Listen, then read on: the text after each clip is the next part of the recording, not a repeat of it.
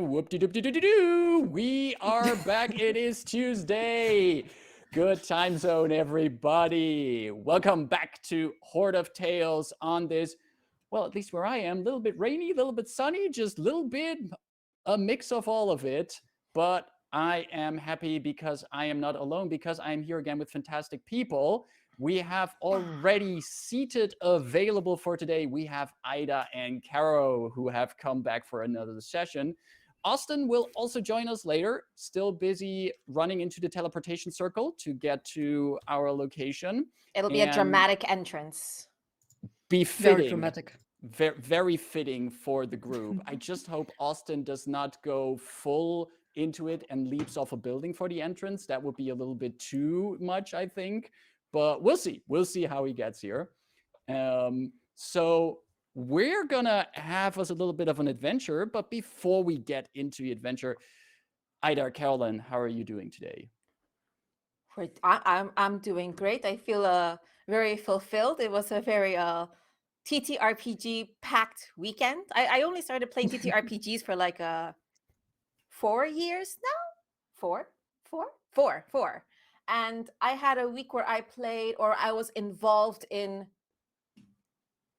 at least 4 games. 2 of them were myself in it, and I've never thought I'd be there, and I'm excited, and I'm making strides, and I want to keep that momentum going. Yeah, because not only were you doing a lot of work for Roll for Good last weekend, you were also playing in the Nahual game this weekend. And wow, absolutely impressive. Thank you. No, absolutely. That was great job. The MCing was great. The Nahual game was fun to watch. Great group. And when's the next session going to be of the... The next session is going to be actually this Saturday. And there may or may not be, again, drug piñatas. Go watch that game to understand this context. Absolutely, you should. Caro, how are you doing? Oh, well, you know me. I'm mostly doing good, but this weekend was very problem-solving for me. Like, having a bunch of people that you put together like kids. Like, yeah, please go to your corner, be quiet and happy. Let's hope that then the problem solving in today's session is going to be a bit easier, though we're not going to make any guarantees considering the current At least during the session, I don't feel like a mom. It's true. What's easier, hurting kids or hurting schedules to play games? Actually, schedules. Followed by cats. I feel... were you asking hurting kids or cats? Because children, because you're referring children, to children. as in like the little children. Not baby goats. I don't know. To be fair, they weren't children; they were grown-up adults. But it's worse. They acted like some. I think this is one of the questions we should ask the parents in our lives, if they find it easier to hurt kids or actual adults who act like kids. Well, speaking of not kids, cats. Kids are simply all minded. Right, yeah, I think that's we can kick off with that. Yeah, for people who've been following us for a while, who've been joining us, because today is already session 24, by the way, session 24 of this fantastic campaign, and since the very start, we have been, or almost since the very start, we've been working with Cat Vantage, where you could, if you spot a cat on our screens, you can spend some channel points and give one of the players advantage. Now, that's been fun, and there have been quite some moments already in this campaign where it has paid off to give one of the players cat vantage. It has really turned the tide. But behind the screens, we've been thinking, can we maybe fine-tune this? Can we make this maybe a little bit more handy and also give this a little bit more of an advantage to the players? So, starting from today's session, cat vantage is going to work a little bit different. We're going to, if you give a player cat vantage, which you can still do once you spot a cat on someone's screen, you can spend the points, give cat vantage, and also don't forget to mention the player you want to give it to, which can also be the GM, because never forget, GMs, you are a player at the table as well, and you have a right to have fun. Sorry, that was just my in-between moment to announce that. You can you can give them at Catvantage. Now, starting on today, you can actually, the player decides when they want to use that Catvantage. And that little bit of Catvantage can then be used on whatever roll they want. But they can only use it once, and they can only hold one dose of Catvantage. Also, on our actual overlay screen where we have the character names on them, we also have a fancy little icon that will show you which player currently is holding Catvantage. I don't have it on our currently just chatting overlay, but I'm going to give you a quick demonstration once I switch to the... Actually, why not? Let's give you a little quick demonstration right now. See, so right now we're on this overlay. This is a real cat. Meow, meow, meow, Let's say, for example, hypothetically, in this example, Nyanstick is a real cat, and we're going to say that Ida has been given some Catvantage. Then Thank you will you, see person in the audience who has spent the points to give me Catvantage when seeing a real cat on screen.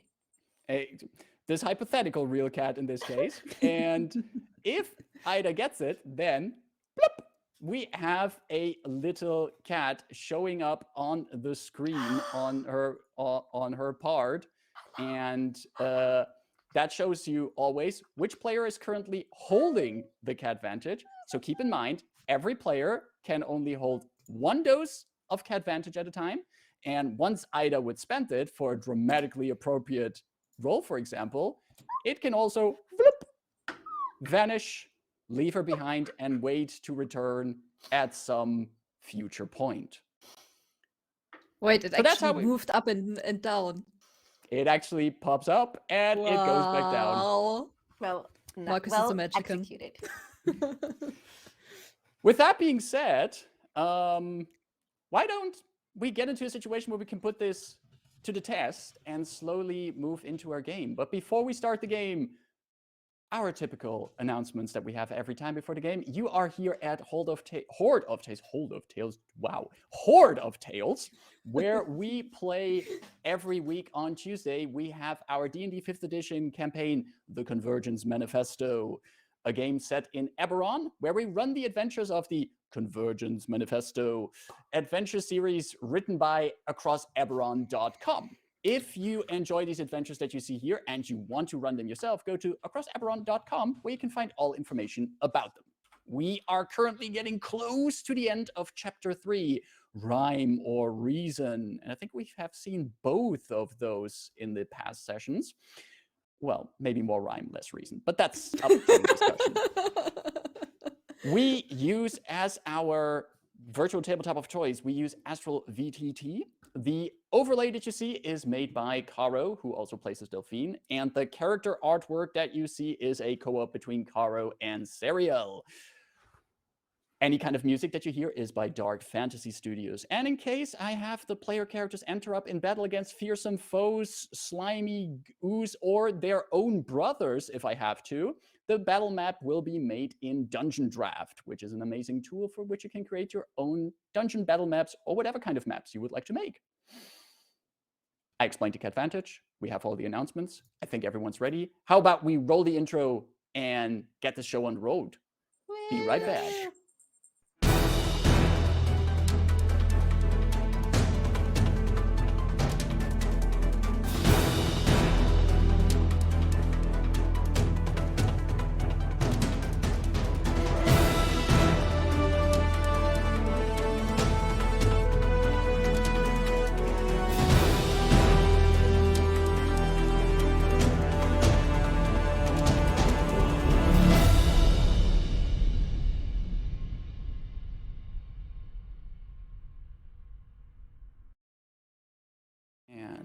Oh, here we are again, and we are back in the game. So, last time on Convergence Manifesto, our adventurers had found a way to save their falling companions, Delphine and Rebus, from potential harm, and further continue their journey through the strange frozen tower, still being taunted by this voice that appeared in their minds. In an icy chamber, the party was eventually, after some more as Delphine would put it, tragic backstory from the creature, confronted by a mind-controlled brother of Rayn, Nimbus, seemingly influenced by a strange shard around his neck. The Triton fought against the party, but cunning as they are, the party found a way to remove the crystal from his neck, only to have the crystal try to take control of Delphine. The party would have none of that. Rayn used a bit of the shard that they found in the Shining Valley in one of their earlier adventures to destroy this shard of the strange entity and free Delphine and her brother from its malicious influence. After some conversation with Nimbus, who seemed to be not that thankful or happy for the help, rather more frustrated with the general situation at hand, the party discussed their further approach before they were offered by the voice to ascend further up, to help it be released from its frozen prison by uprooting the flower that keeps it here. The kind of people who would at least further investigate such an offer, the party ascended one by one through dark tendrils and, well, darkness itself, to the summit of the tower, where indeed on a frozen pedestal, a frozen flower waited. And a choice had to be made. Would the party help a strange psychic creature that might have come from the far plane of Zoriat to be released from this icy prison? Or would they leave it here? Well, if we're one thing sure of this party, it's that they're not the kind of party to see things in black and white. They see the grays in between, and thus, one of those gray options was chosen when Rayn decided to just pluck a single petal from the flower. The entity seemed to be both frustrated and amused. But there was not much time for the party to wait. Cracking sounds echoing up from the base of the tower signaled some more trouble ahead. And, in their true fashion, using their feather tokens, the party decided to just leap off the summit with Nimbus still in tow, who seemed to be not very happy with the solution. And that's where we ended the last session, where we pick up today. Once again, opening a session with the party falling from the edges of this clawed tower. The feather token on you, I need to check. Did you, all of you put on feather tokens? I'm pretty sure of that, but except Nimbus. Nimbus, yeah, but he's attached with a rope to Delphine. Did you also already activate the feather token? Okay. We literally just jumped. Because you said this was very tall and there were numerous descriptions of how we could not see the bottom very well. Exactly. Thank you for listening. That is you know who I am? That is very true. And so at this point, all of you are still falling at full velocity. You're falling past ledges and edges of the tower, the frozen surface of this strange structure. And as you fall, there's this strange sensation that takes hold of you. Usually, especially your party, has some experience with falling somewhere. You know that as you fall, certain things should move by you at a certain speed, and certain things should come closer at you at a certain speed. But this fall seems to be strange in a way. You seem to have the sensation that sometimes you start to accelerate as you fall, but then your surroundings slow down around you, as if you're moving slower, but you still feel the wind flapping against you from the fall. Sometimes you look up and you see that the crown of the tower is already quite some distance away, and then you look back up again and the crown of the tower is as close as it was before. There's this strange sense of vertigo and illogical perception during this fall, as if distances are strange while you're falling. Is there anything any of you would like to do as they see this weirdness around them?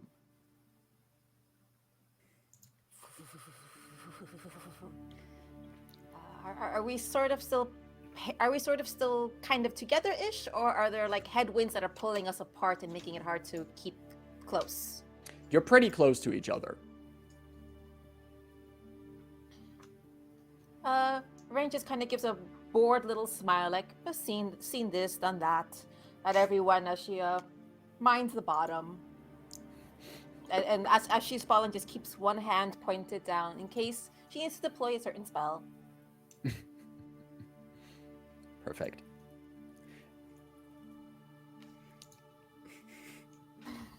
You're falling.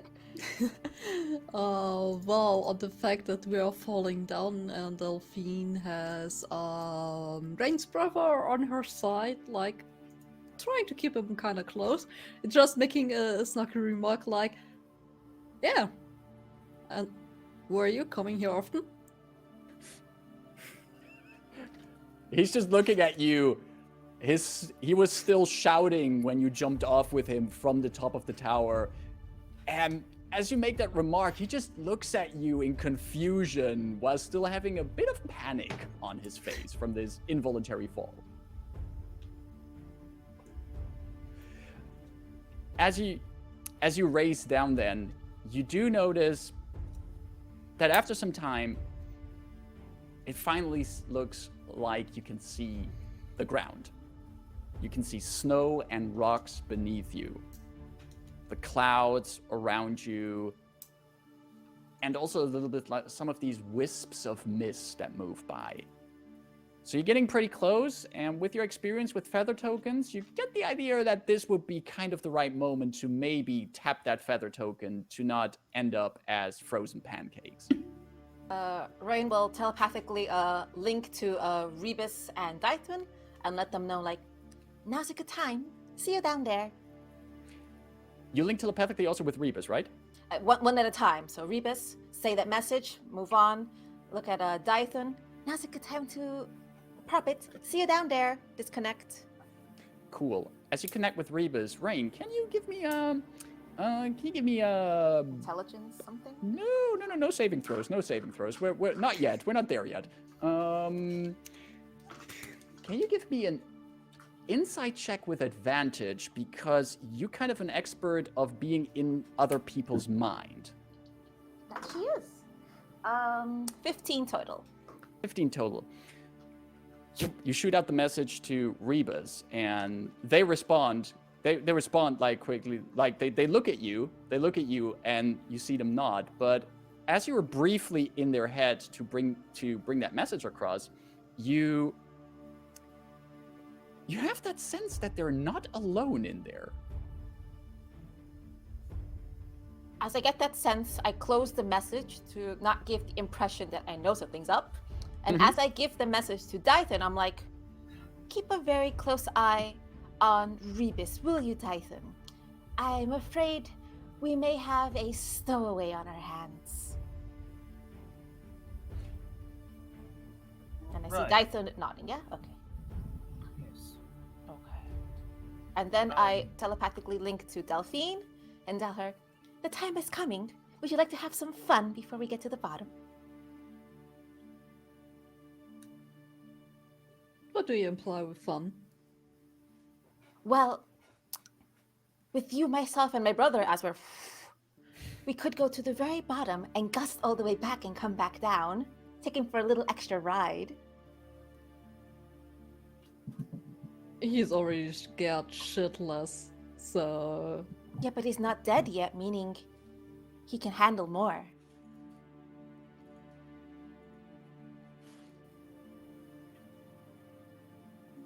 Sure.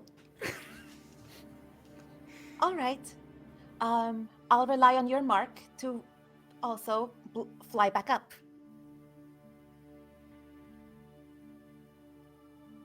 Okay.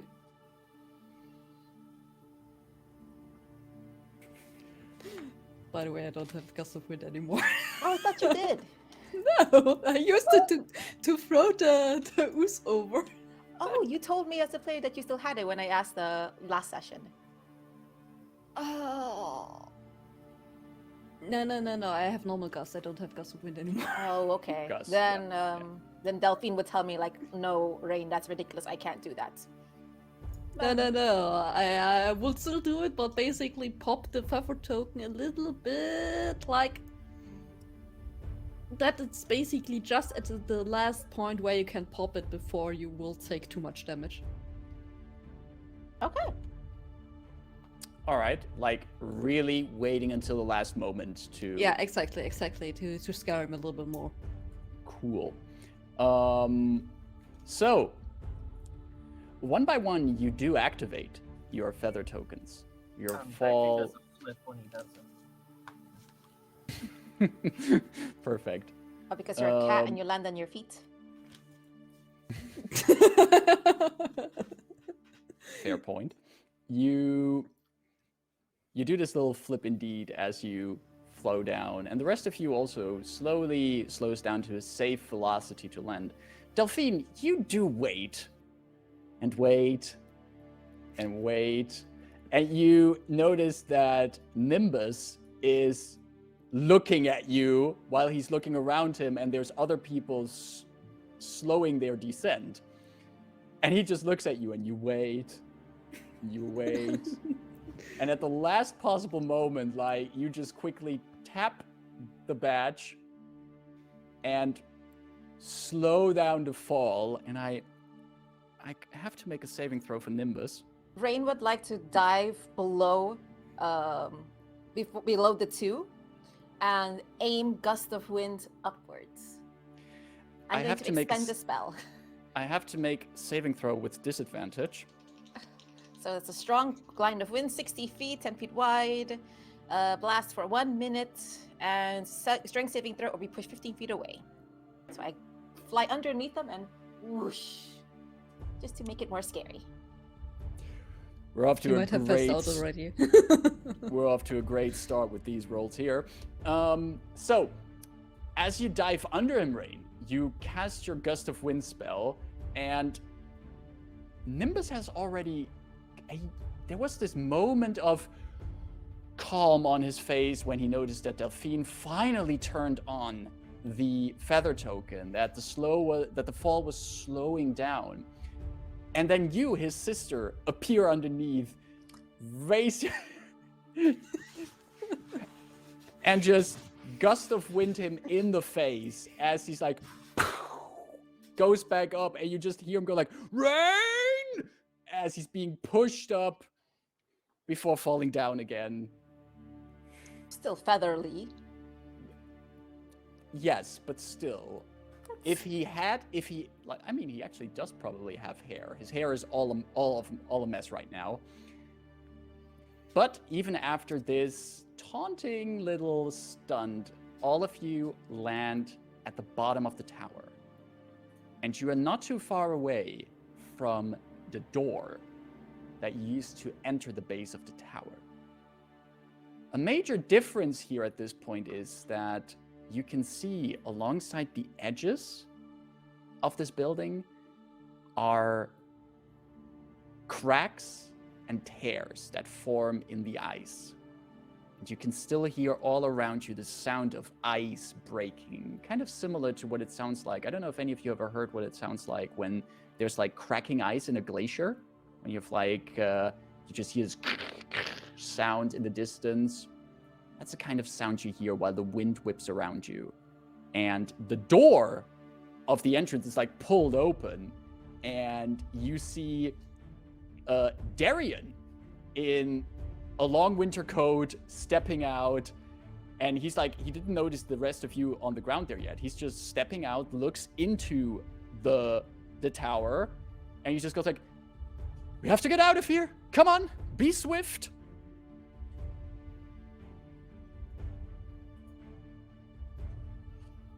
So we're landed now. Yes, you all landed at the bottom of the tower. And Rain would run to catch up with the survivors, which are Madris, the cousin, Darian, the other cousin, and the 2 Deathgate Guild members. Exactly. So we're leaving these ice figures behind. Good point. Well, we don't see them running out behind, right? They are frozen stiff. They probably can't run at all. Maybe the ice inside is cracking? Well, Rayn did make a mental connection with one of them. Ugh. I'll jog in and see if that ice is cracking. All right. You are jogging in past Darian, who hadn't noticed you up to this point, and he sees you jogging by like, oh, Rayn!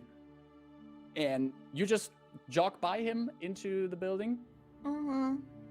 You push past Darian and past the Death Gators who were about to walk out, and you do still see on the inside, standing in front of that portal you used, are these two frozen figures, still frozen solid. So much for camaraderie, as I shout at the other two that are running away. A piece of the ceiling falls down next to you as you say that. Are the two ice statues themselves cracking, or they look solidly icy? Considering that there's also parts of the ceiling coming down, make a perception check, please, to see what you spot in this situation. 16. 16. You do not see cracks on them, but you see that around the base of both of them, there's a pool of water. Like the water is starting to melt. Shit. Dythun!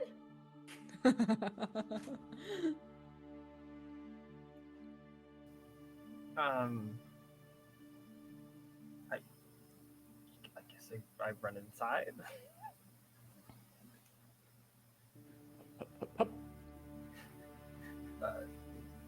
Is something wrong? We need to leave. They're frozen, yes. It's melting. Couldn't you help it along? We tried this, but... Wasn't melting Okay. last time. I'm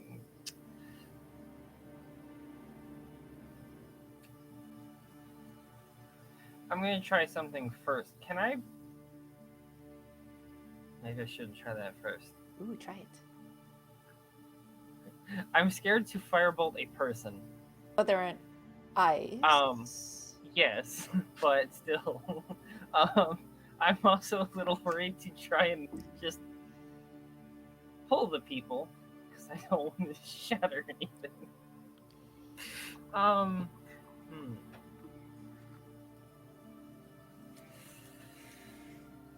Where's my coin? I have a coin here for decisions like this. I feel like one of the cats has moved it. Or roll a d20 and 10 below, 11 and up.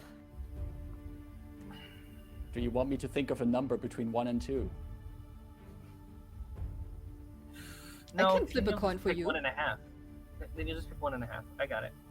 Okay. Dythun's gonna try and pull it. Try and move one of the frozen people, right?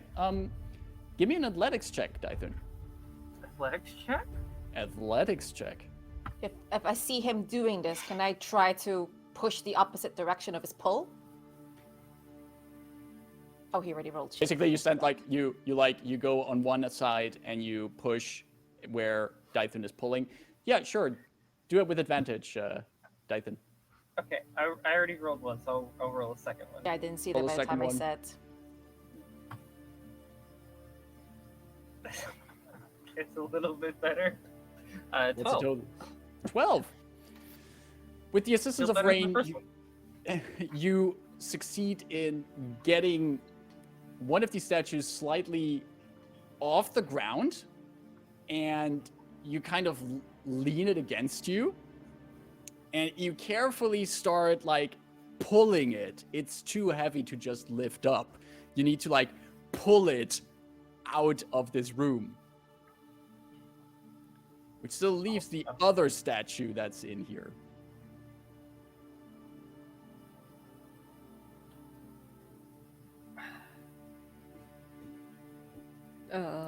Okay. I have an idea. Yeah, I want to push a bit, put a bit pressure on them, like getting myself off from Nimbus because he was tied towards me. then running to the entrance and basically shouting inside like, "Leave them behind! They are just dead weight at that point." Telepathic connection to either of them. Frozen figures inside. Anyone home? You're connecting with the one you connected earlier with, and you hear, "Ah, it's getting slightly warmer, slightly warmer." Is that the one? Is that the one we've been pulling down because we recognized it from last time? Yeah. Dythun, there is someone home in there.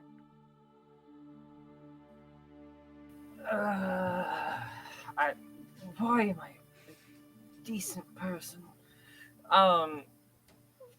What about the other one? Do you really want to know? Yes, I need to know. Hello.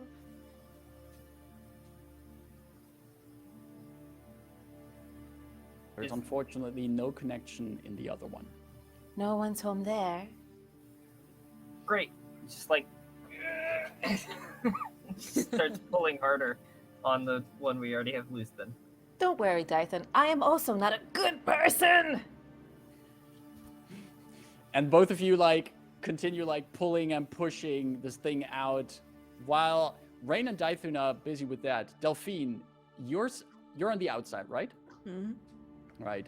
You see that Darien at this point, he's ushered out Madrith, the Death Gators, and he's looking at all of you, and he notices that you also have Nimbus with you. And Darien points him like, You are one of those Triton scoundrels. Yes, you are. And Nimbus goes, I will not have you call me scoundrel. I am a captain of my people. I am quite surprised.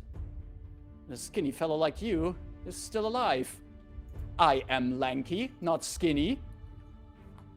And the two are just having an argument, and Madrith steps in between the two, like, would you shut it for now? It's good that all of you are here. And maybe, if any one of you wants to be useful, you could help Rayn and Dythun in there, get them out. And Nimbus says to that, well, this skinny fellow over here wouldn't be able to move a mouse if he had to. And Nimbus walks in, and you see Darien, who's just looks after Nimbus, and Darien just says, I couldn't even move a mouse. What a poor insult. So Nimbus also joins Dythun and Rayn inside and helps along to push this one frozen person out there. Delphine, is there anything you would like to do in the meantime?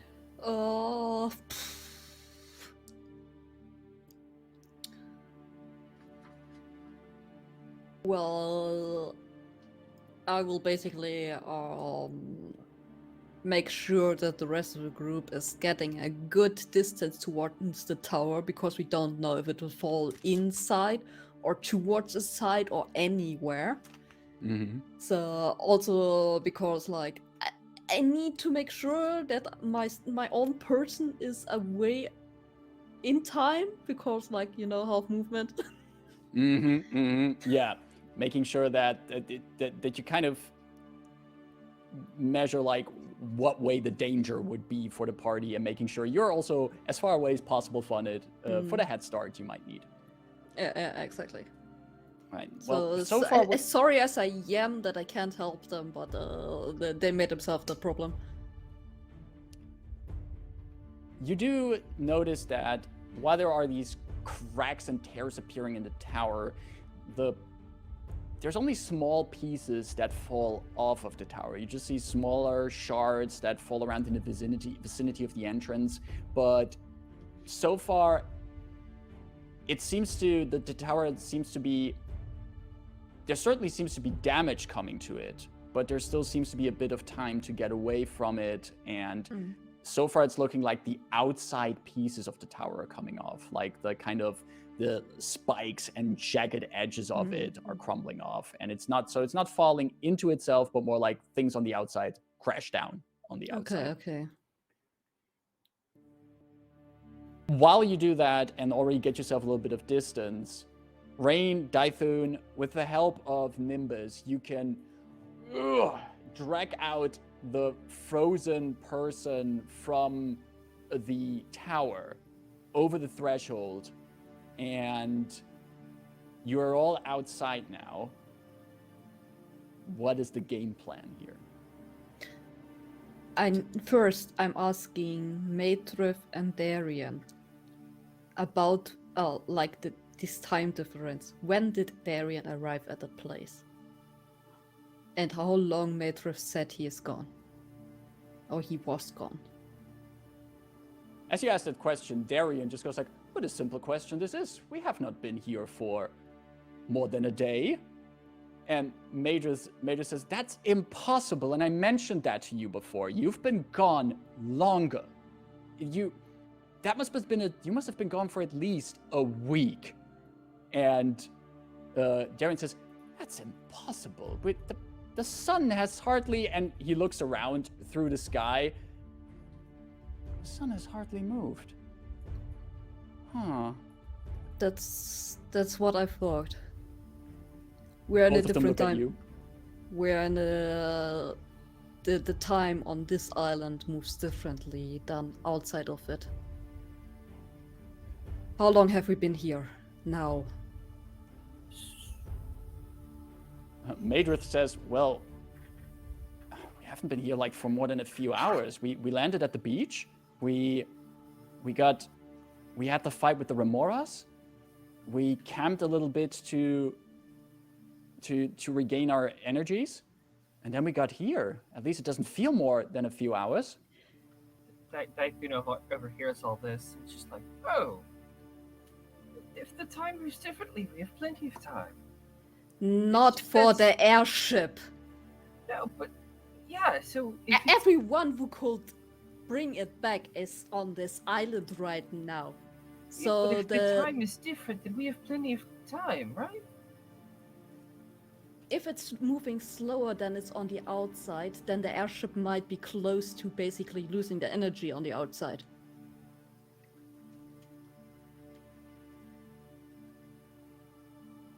Oh. But Rainco's pulling the figurine like a giant sled toboggan with Nimbus. There is a backup. Remember? That we still need to get to the airship in time. We'd go faster if you'd help. Does it look like me and Nimbus could probably carry that thing fairly easily? You and Nimbus together? Mm-hmm. With Rain sitting on top of it? Rain sitting on top of it would complicate it a bit, but without Rain on top, Dythun and Nimbus could carry this together. I feel like the phrase "without Rain involved" would make it less complicated. is there's something there, but I love you.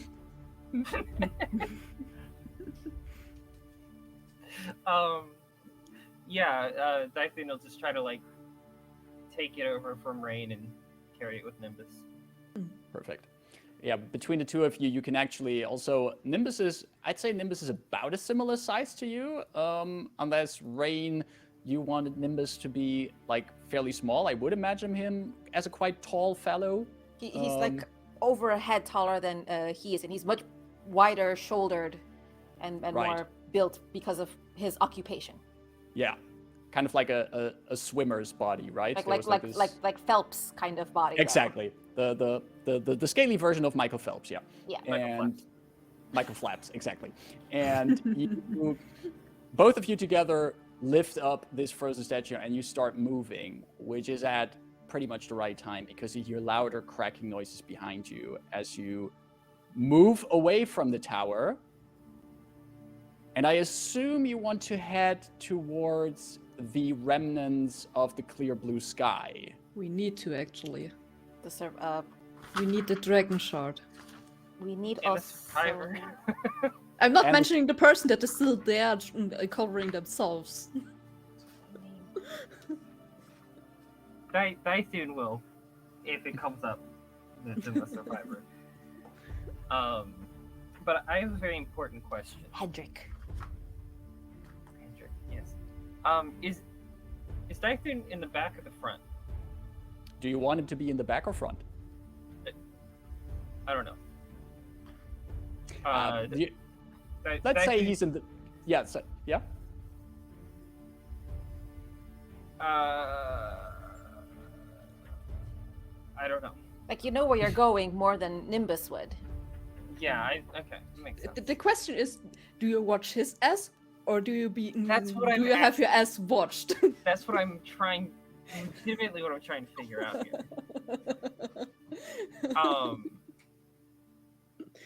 I think it would, logistically, it would make sense for Dythun in the front, and so every now and then he would, like, just turn around to, like, check out, like, see what Nimbus is doing. Like, while you're walking, and also, before I go describe this, how about all of you give me a round of survival checks, please, while you're making your way back. Mind your exhaustion. They probably will go normal pace. Yeah. At this point, it's not like it's collapsing that fast that you would have to run or something, and you're also carrying a frozen block with you, so things are moving slower anyway at this point. Okay. So we have advanced. 11 for Rain. 11 for Rain. It's a 9 for Dythun. 9. It's not that bad. Survival? Yeah, it's 11. Even with disadvantage, nice. Yes, I rolled a 12 plus -1, so yeah. Rebus is also disad. So, you move through the blasted white wasteland around you, slowly trying to look for landmarks again, to navigate yourself back to the ship. Dythun, you in front of carrying the frozen slab, which is actually like, you hear also the sound of water dripping off of it as it's melting more and more. You sometimes look over your shoulder at Nimbus, like, and Nimbus then looks at you and just says, "Anything here that you like?"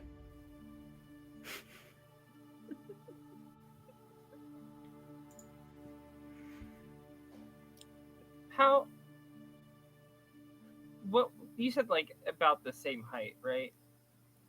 Okay, see, Nimbus is built almost exactly how I built Dythun, which is, I'm not sure how I feel about that.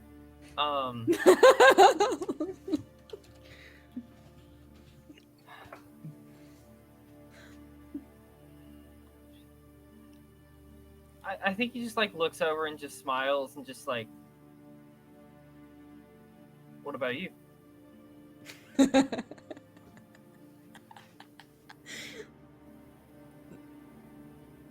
Nimbus does not expect this response, so he just looks at you, and there's this moment where he just looks at you, but you feel that his grip on the frozen person, like, weakens for a moment before, like, whoop, he repostures again.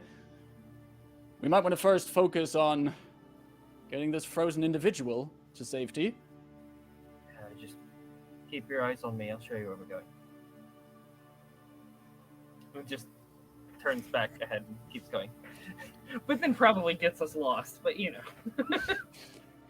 It's fine. And you do, as a group, you do meander a bit around through the wide wastes. You actually come past another burrowed hole in the ground, which might have been a place where Remoras, or the Remoras that you have fought, might have burrowed out of the ground, but for now, no signs of it being here for now.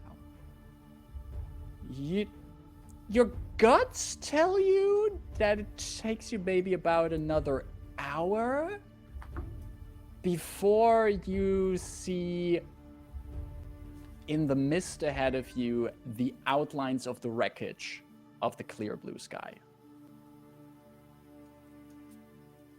And you move closer to it, and as you come closer, you see in the mist there's the light of a fire flickering. And you hear Darian say, "Why is there a fire burning there?" We found one of your men, I think. There was someone left alive in the ship? Wait, what? It was one of the clear blue sky Yeah. people, right? Okay. For a second, I was like, no, it's the Death Gator that was that. Hendrik? Hendrik. Yes, that was it. And here I thought a captain had to be the last one off a ship.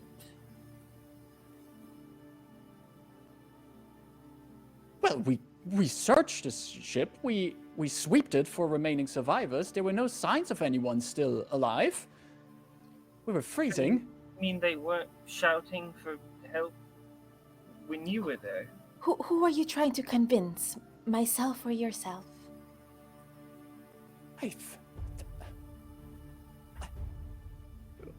find it horrendous what you are implying. I would not just leave behind any of my crew to die if I knew they were in there.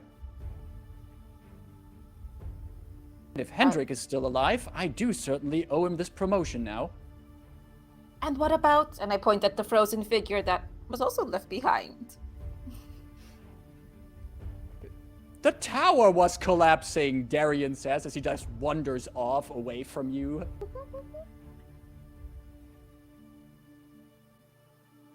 And you get closer to the wreckage, and eventually you have a clear view in front of you. You do see Hendrik, who made a campfire with wood from the crashed airship, and he's sitting next to it. I think it was Dythun who gave him the coat to he's wrapped up in, and he's just sitting next to the fire, and as you're coming into his view, he gets up. He just starts waving wildly, like gesturing you over, and Darian already up in front, all boisterous. Ah, Hendrik, my good man, I am glad to see you. And he walks up and he gives like this pat on the shoulder. What happened to you? I am so sorry. We didn't know you were still here. We crashed. There was this monstrosity, the worm. It attacked, and we had to get away. If I knew you had still been here, I would have helped you. And Hendrik just stands there. It's all right, sir. I was fortunate that these other fine folk, as the rest of you catch up, these other fine folk, they found me. I'm glad to see you well, but not as many as I thought I would see well. And his eyes move over to the still mostly frozen block that's like now put down next to the fire. You came back, Hendrik says.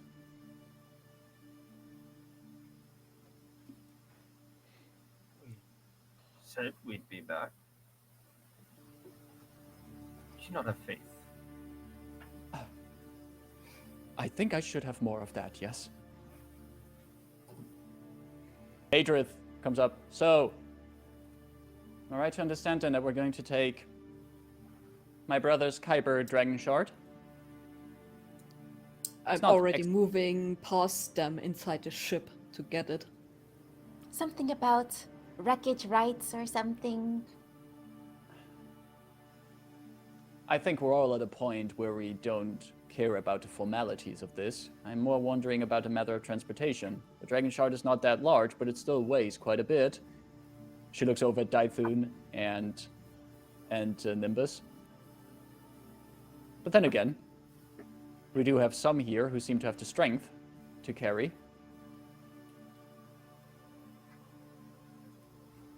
Darian, is there anything else you want to check the ship for before we leave? And Darian goes, hey, I just want to have one last look at her. She was magnificent. My clear blue sky. Such an untimely end. And he just stands there like with one hand on his chest. was a ship. She was not just a ship, Dythun. She was part of my adventures. I hope that one day, when the bards in the taverns in all the harbors around the world sing about Darien the Daring, they would also sing of the clear blue sky. Pretty.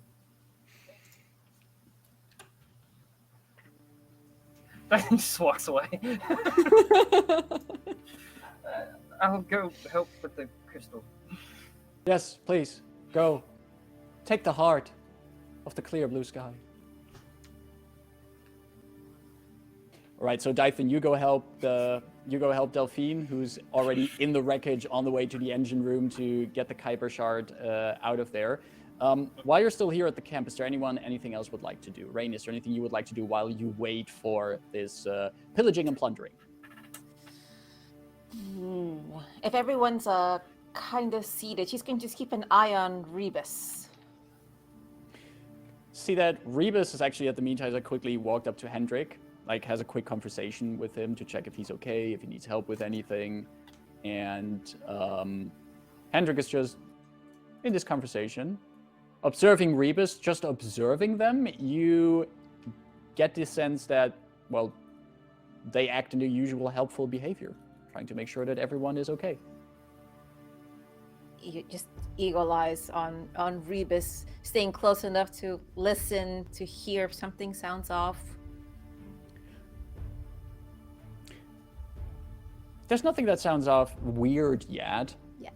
But at one point, Rebus notices that they're being watched, and they turn to you. Miss Rayn, is there anything I can help you with? Not yet. I see. Huh. And they tilt their head a bit quizzically. I think you have a suspicion of something, Miss Rayn? Always. As you do. If you are curious, I feel well currently. There was a strange moment when you plucked the petal. Strange, painful sensation for a moment. But I seem to be better now.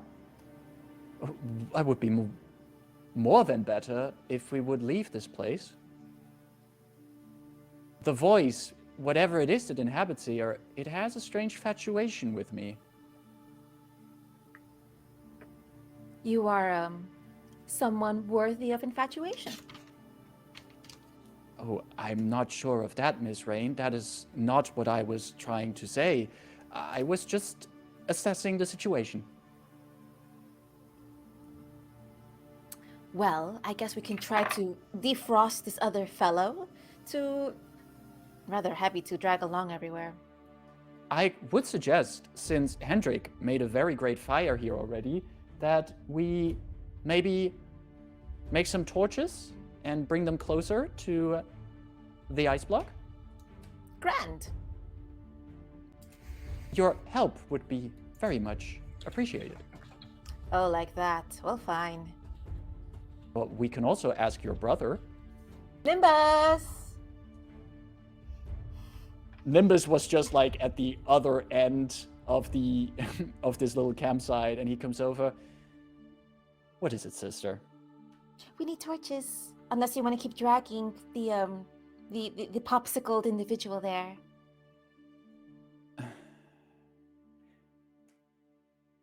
Not that it is a great problem to me. I am quite strong, but I understand that it would also be beneficial for this person to be no longer a block of ice.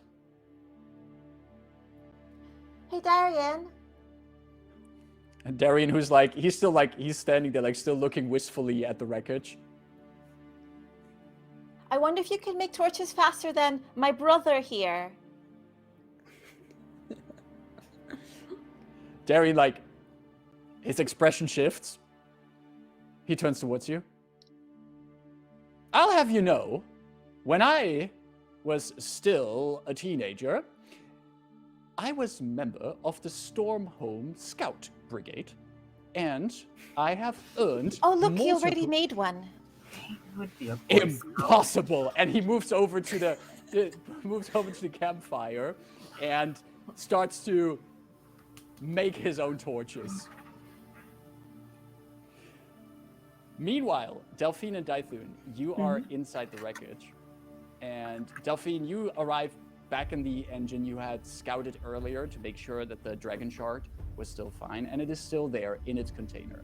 Now, as mentioned earlier, the dragon shard is not super large or anything. It's about this size. It's in a special container, and it seems undamaged. It does, however, require some time and, in the case of a broken wreckage, to remove the dragon shard from its container. Luckily, a little bit after you, Dythun also enters the engine room. What questions? Would the opening of my satchel be large enough? I mean, you said the Khyber Dragon shard is like this. Would the satchel be large enough in the opening to just fit the shard in there? It would be large enough, but would you please give me an Arcana check first? Okay, yeah. Need to sleep one of these days. There's... Oh, it has been quite a week. Captain, it was one day. Captain, it's only Wednesday. Yeah, it's only Wednesday. Yeah. That's a 4. Would totally, That would fits my totally knowledge fit. of Arcana. Would totally fit. It's in the container, so it can't do anything. That's... I mean, Dythun arriving right after me, like, you think that would be easier replacing this in here? You're gonna put it in your bag? I mean, Wow, that- it could help. Wow, we're both so smart. I got a -1 to Arcana. Dythun doesn't know shit about magic. Dythun sometimes has a fire, and like that's his knowledge of Arcana. Cool. We are very smart. I mean, I use computers every day, but I don't know things about chip technology, so makes sense. So it takes both of you together to remove like the outside of the parts of the engine in which the dragon shard is housed. Take some time, take some force to get it out. I wouldn't remove everything of the thing that is. No, you still want to keep it like in that it's still in a bit of a container, right? Yeah, exactly. I don't want to take the shard itself out. Of course, but you still have to like. There's still some other exactly. housing around it and tubes that attach to it. Some of them are bent and broken at this point. You have to move those away. But together with Dythun, it takes you about like 30 minutes to do that before you have it out and you slide it into your satchel of holding. Do new characters need to be made on the campaign? Just asking. We're about to find out. You put the shard in there and close your satchel, and it's in there. I have a bad feeling about this, but it's okay right now. I can live with it. Looks like it fit fine. Yeah. All right. Okay, yeah, cool. Well, I don't know why I was thinking it would be bigger. Like, a power source to, like, float? Like, I don't know. I just expected something bigger. Oh no, and these things is enough energy to keep an airship alive for a while.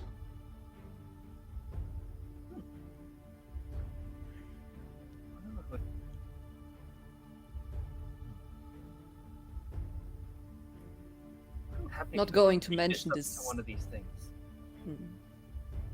not going to mention these are quite valuable and rare and, you know.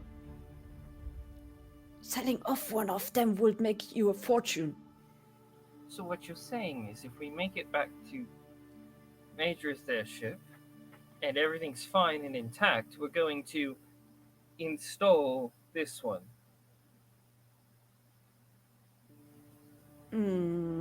Yes. Okay. Do you apply something here? I certainly wasn't suggesting we steal it, no. Okay. Why would we do that? The other question is, why not? Because Darian seems like such a good person. Why would we want to take anything from him? Alti is over dramatic. He is basically a sheep following the instructions that he is given. He is very incompetent as a captain, to be fair. I think you make a much better captain. You should have seen my captain years back. Well, maybe one day we'll get to see you as captain.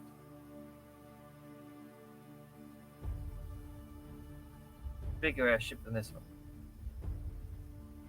To be fair, airships are kind of boring, you know?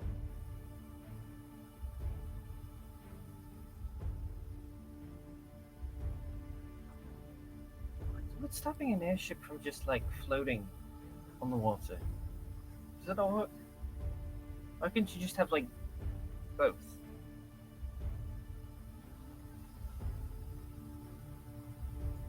I mean, that would be interesting. But anyway, if we're talking We should more, get going. yes.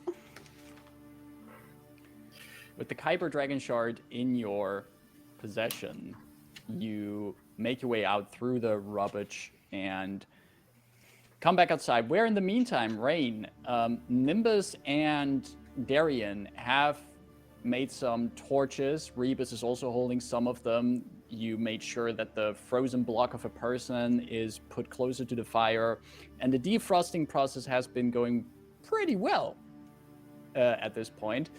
Most of the outside layer of the block looks very wet and liquid. And you can actually see that there is, underneath the ice, it almost looks like there's these kind of air bubbles forming in the ice. Splendid. Oh, hello, welcome back.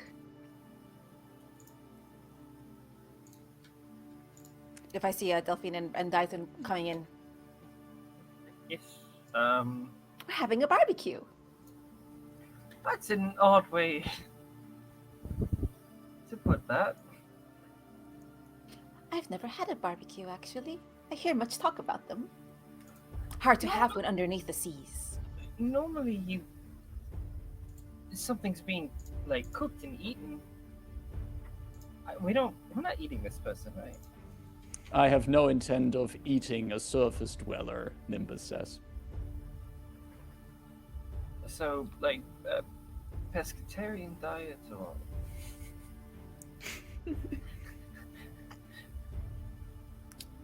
Come on, Dythun, you can take him out on a date when we are back. We can double date. I look at Delphine. Why are you looking insulted? Nimbus looks at you, is about to say something, as all of you can hear this cracking sound in the ice block, as like there's cracks forming. And you can actually start seeing movement of the person inside the ice. And first the eyes open, and then you see this panicked face, because this person is still like in a block of ice and water at this point, and they just start like... Think twice if you want me to speed up the process. Bunk, bunk. And you start smashing from the outside. Just like carefully. Of course. respectfully, and you start cracking it open and crack open the part where the face is, and you hear this sound. Oh, cold. Fire. Oh, please. Oh, torches are being held close. Oh, yes. Oh, but this person, this half-elven person is standing there like now. Oh God, still so wet. Oh, okay. Hey. Hello. Hello. I hope you can walk and run. That's not rhetorical. You'll have to. What? Where are we? Where are we going? Walking? Where are we running? Oh God, it's the ship. Oh, yes, ship's broken. Yeah. Oh, Captain. Hello, Captain. Darien just quickly does a quick salute. Yes, I think I can. I just need some. Does anyone have some dry clothing? Anyone? Something not this wet? Don't we have a few extra of the clothes? Yeah, we took the guild stuff on top of our, and we're wearing our nice. Yeah, I'm giving them the guild clothes because I already have my own stuff. Right. You give them one of the jackets that you have left, and they wrap up the. Okay, thank you. That was awful. Madrid looks around. Delphine, did you get the shard? Yes. Where is it?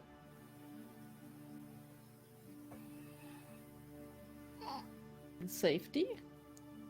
Don't worry, I haven't eaten it.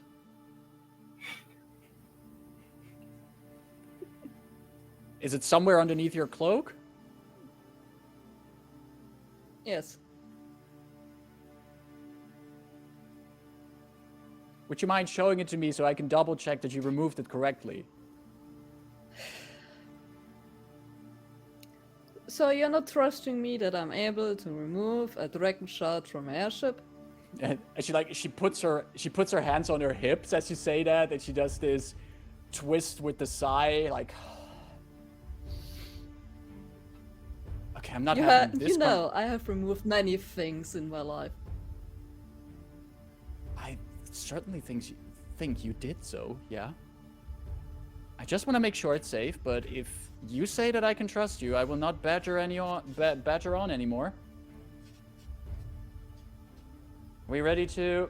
I mean, after basically saving your life several times and not backstabbing you, I think I deserve a little bit of trust. Fair point. Are we all ready then to head for the beaches? One moment. We must make sure that everyone here is accounted for. Dythun, Delphine, Nimbus, Madrid, Deathgate 1, Deathgate 2, Survivor 1, Survivor 2, Darien. And I stand over Rebus and I say nothing.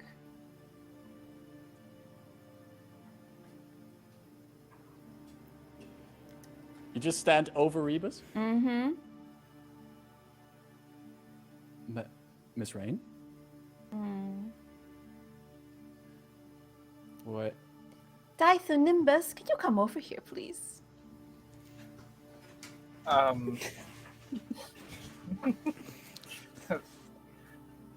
Flank, please. Right? Rebus is looking at both of them. I am not sure.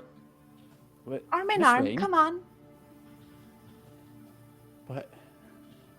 And Nimbus puts his arm through the arm of Rebus. Is this another one of your party's strange habits? Dythun? It's not the first time, surprisingly. Okay.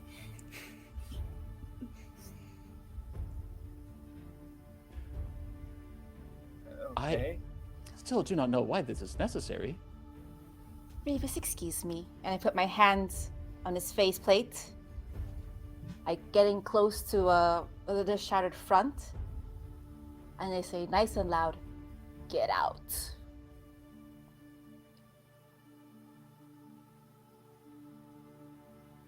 Can you give me an intimidation check? Is it helped by having two very strong buff individuals left and right of him? That is a total of intimidation plus 3, 17. 17.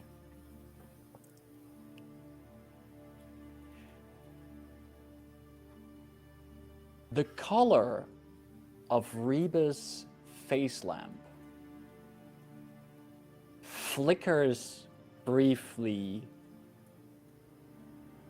to a blue-purple hue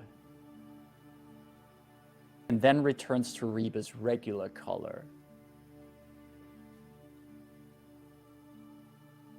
Miss Rayn, I am not sure what just happened. You have a straggler, a virus, an unwanted passenger.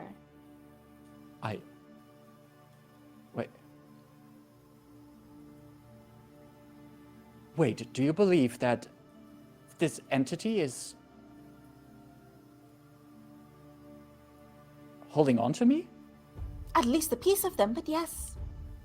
I don't believe it, I know it. But that is...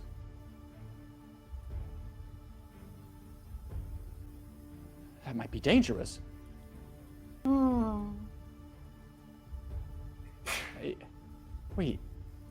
We can't just... How do we get it to leave?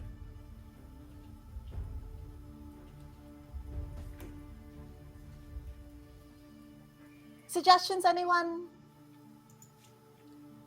I mean, I have one thing I'm good at. I don't think that's gonna help.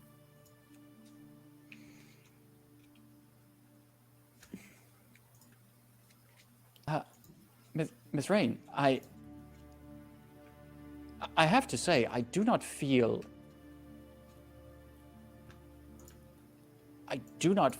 its presence in any way. There's no voice inside my head. And considering the circumstance, if Miss Delphine is correct, we might be in some kind of temporal distortion. Time is of the essence. Can I make an insight check? Go ahead. Is Rebus like genuinely concerned, or is this like deflection? Make an insight check.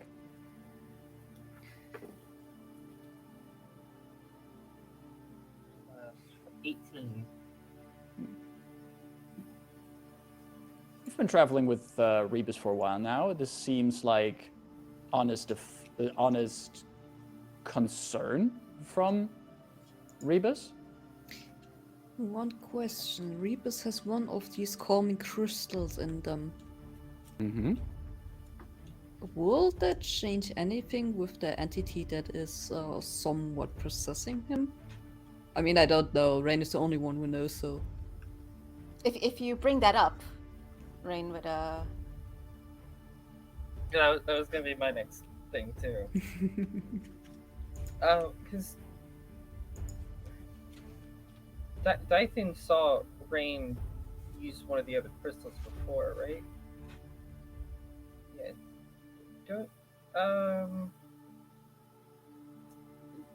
In the ankle calf you're thing, right. they have a, yeah, would that do anything?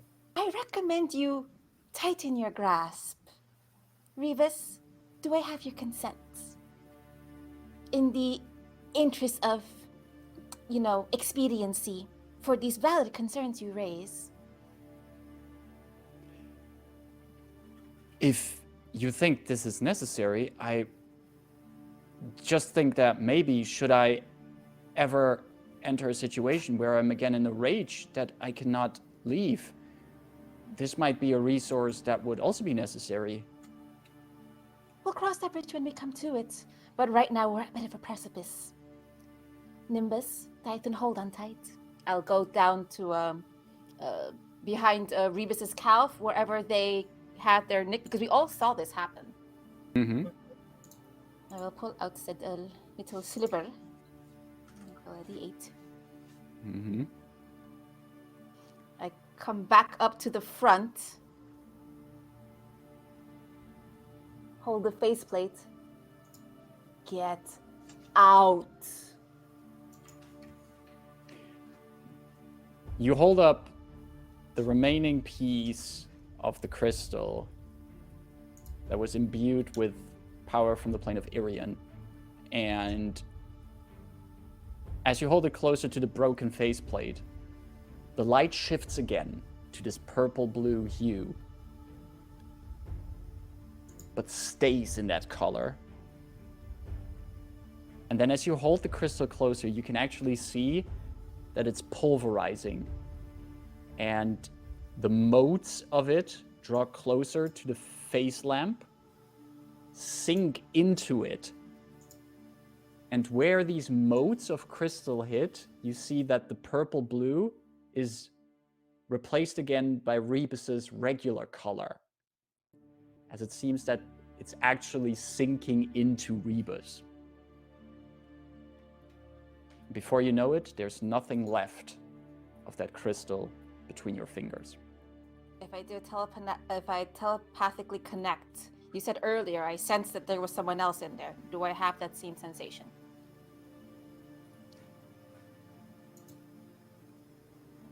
You don't sense the same that you sensed earlier. When you did the telepathic message earlier, you immediately had the sense like Rebus is not alone in their mind.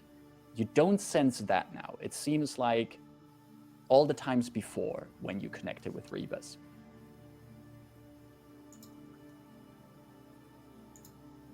Seems okay now.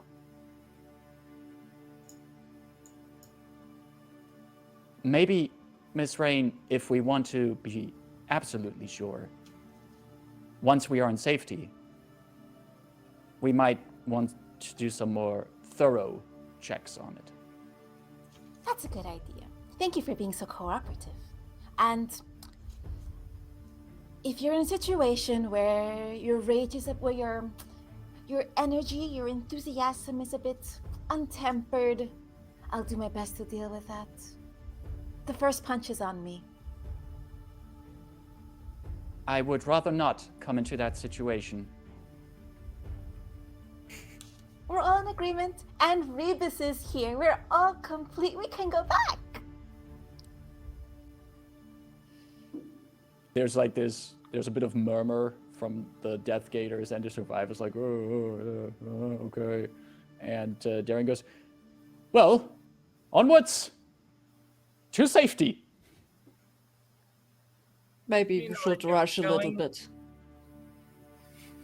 And you see Darian points in one direction. To safety. Nope, still not correct. Just lead the way then. And you make your way across, away from the crashed airship. And the advantage of this is that what you can do from this point onwards is follow the trail of debris that the crashing airship left behind. You follow that trail. You come past the place where you fought the Remores. That hole in the ground, there's more snow around it now. You cross more distance on snow. Are they normal walking? I would scurry as best we can. Yeah. Keep in mind that Delphine is moving slower due to the exhaustion. Could I push it?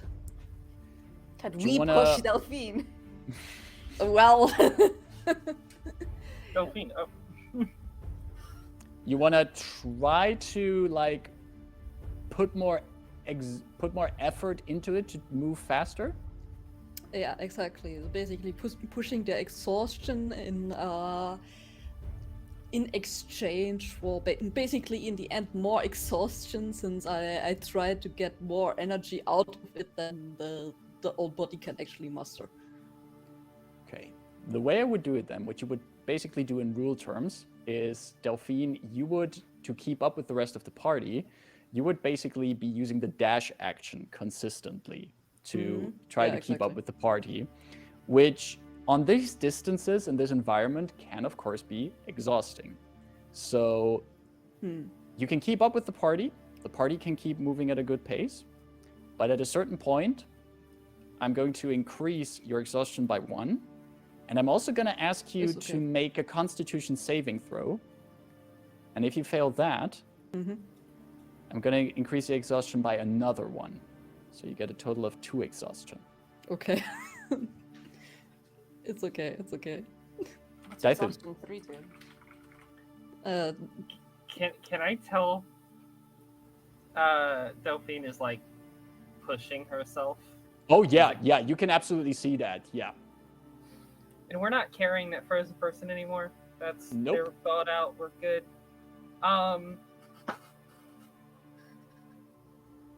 Dythun's gonna go to Delphine. You don't have to exert yourself so much. Can I carry you?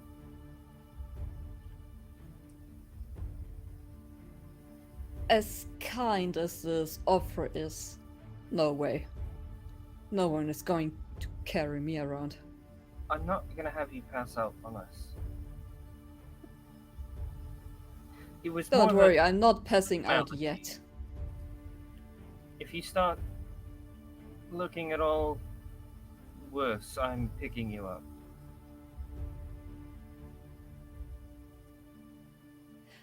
How about to keep your own...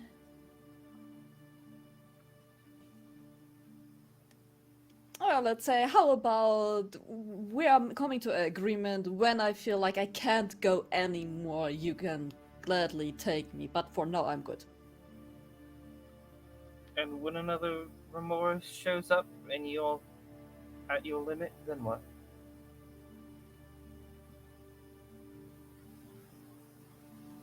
We'll see when that happens.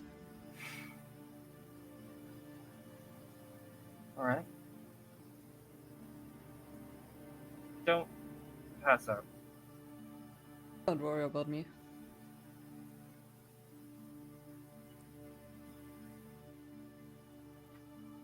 You continue crossing the White Wasteland. You have left behind the trail of debris, and you can already smell the scent of salt again as you hear the sound of water clashing against the coast. And in the fog ahead of you, you see these rocky pillars that you dodged on your skiffs when you made your beach landing here. Talking about your skiffs, those are still here, still anchored 2 boats. And as you look at the number of people you have here now, it's going to be cuddly on both of those ships. Delphine, you have been pushing yourself over this distance to get here. Your exhaustion anyway already increases by 1. And I want you to make a Constitution saving throw, please. Oh boy, oh boy, oh boy. Wait, let me get an increasing exhaustion. Man, oh. Damn. Wait, what does this level say? Tell me. Disadvantage on saving throws.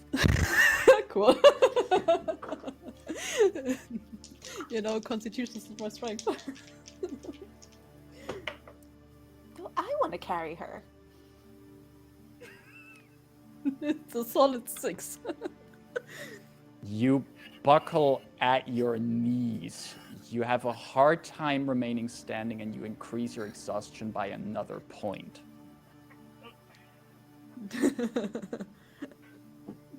What? Dythun, what are you doing?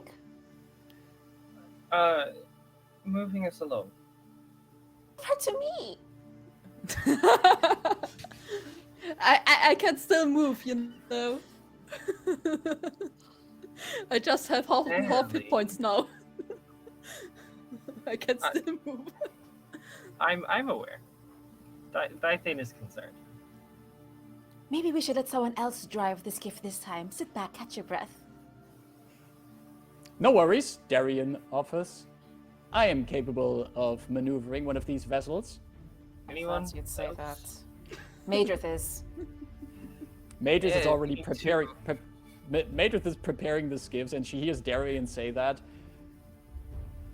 Considering your recent misadventures, I wouldn't allow you to ride a horse at this point, brother. Nimbus, do you have any experience in steering sea vessels? Nimbus walks up. We don't get much to the surface, but we have magnificent boats in our cities. I think I could handle one of these little ships. I'm imagining this shot where Nimbus is saying that and we just see off focus in the background. We see Rayn laughing about this. What's so funny, sister? Shall I join you? Well, I was Are going you gonna remain? Delphine Are you on gonna remain Matrix. seated in the boat this time? Not unlike that time when we were out, and you just fell out of the ship I was steering.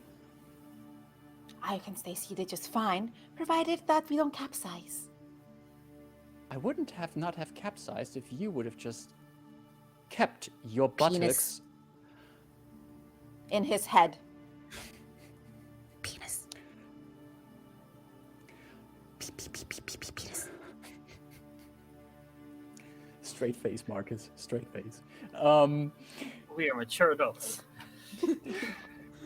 Get in the ship, Rayn. I'm gonna set Delphine in Madrith's boat. I can still move, for fuck's sake. Yes, and you can also sit down and rest. Darien is also going into the Lyrandar boat, so we have all the Lyranders in one boat. The survivors in Deathgate is split around the ships, and you make sure that the skiffs are pushed into the waves and start navigating on the sea past these rocky, cold pillars. And you can say what you want about Nimbus. He actually knows how to steer ships and is able to keep up with Madrith, who does this kind of steering as if she does it every day, which might be the case. And you slowly steer your way away from Ice White Isle,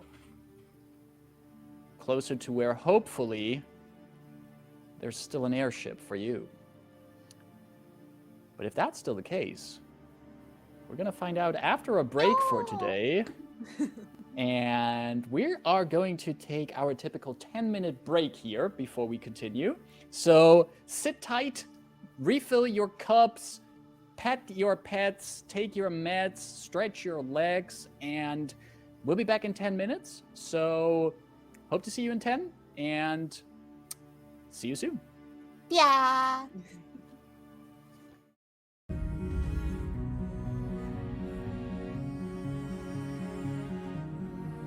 And we are back for another round of adventures, and totally not for euphemisms for certain things, because why would we need them? We are a bunch of adults on a very serious D&D stream here. Fortunately, we also have very serious and adult people who watch, for which we are very thankful to come by, drop here, and chat with us here. So thank you very much for everyone who has tuned in so far. I hope it has been fun to watch, because it certainly has been fun for me so far. Before we get into our second half of the adventure, if you like what you're seeing here, we're always glad for extra follows and subscriptions here on Twitch. If you want to support us, it really helps the channel. So feel free to click that subscribe, or even that, follow button. Other way around, follow or subscribe. To be fair, actually, subscribing at the moment is doesn't give the Twitch streamers anything anymore since it got downgraded. We're still grateful if you do it, though. So Exactly. if you do it, please click the tip button because we're getting a little bit more out of that as streamers. Also, not to feed Twitch. You can also keep tabs on us by following us on the socials. We can be found on Twitter, and we have our own Discord server, which you can join us on to chat along with us, ask questions, post silly memes, and just have a good time. And on our Twitter, you will always know if we're going to, when we're going live, and what kind of other streams we also have planned on this channel. And boy, do we have some stuff coming up. Also, if you just want to catch up with the stream and you're like, hey, these guys are 24 sessions in, what happened the first 23 sessions? Well, there are, of course, our VODs, which you can find on our YouTube channel, youtube.com/Horde of Tales. Thank you, Ida. And there you can find all of VODs, not just of Convergence Manifesto, but also of the fantastic one-shots that we run here, which are run by different people and with a variety of people who do us the honor to join us on this channel, for which we are always grateful. Very well, then. It's so quiet. I need some music. No, not this. Let's go with this. You need some music, you said? Yeah. Okay. And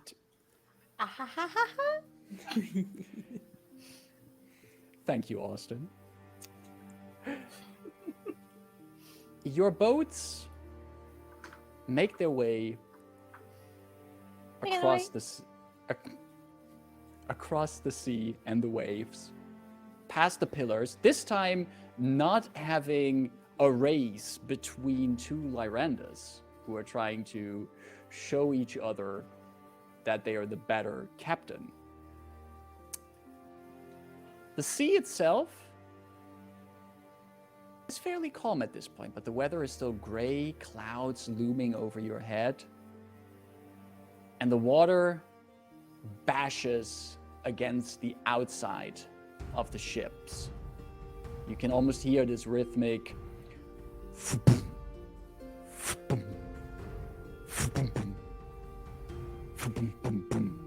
on the hull of the ship. And what would you like to do while you're still here on the sea? You're not spotting the airship yet in the air, but you're spread across two ships. We have one ship with the Lyranders aboard, and the other ship with Rayn, Nimbus, Dythun, and also a few assorted survivors spread across both ships. What would you like to do?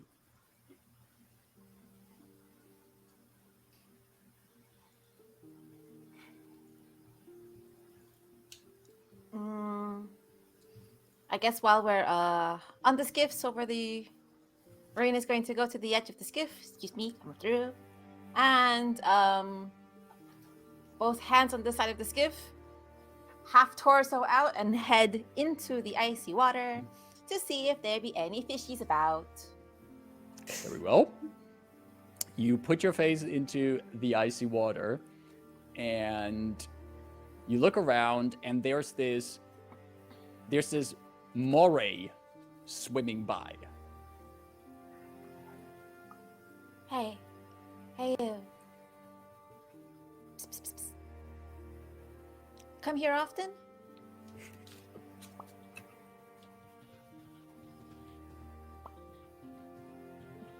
Is there someone like really chatty and annoying here?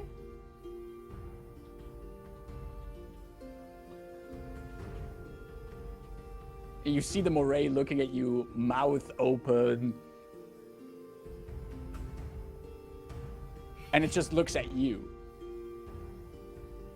Rude. And I'll stick my head back up. What did the fish have to say?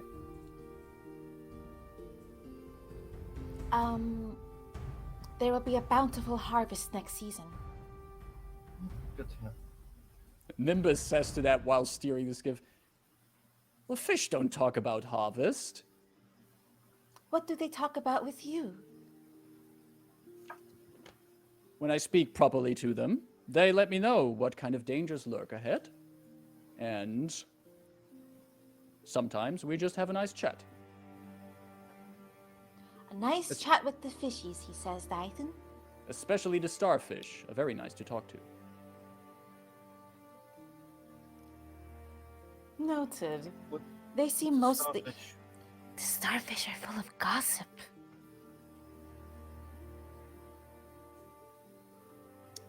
I should learn how to speak to fish. It seems like some kind of interesting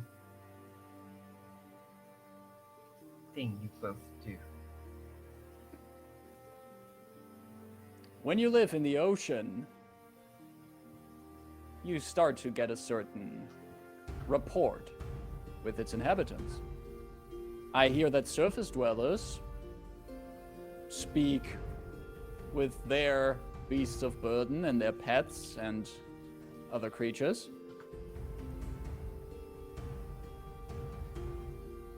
I mean, I tend to avoid the waters. Honestly. Never had a reason to be in them. I will use shaped water to pull out one little swirl of water and just kind of like swirl it in a circle in front of Dythun's face. That's fine. No, do that.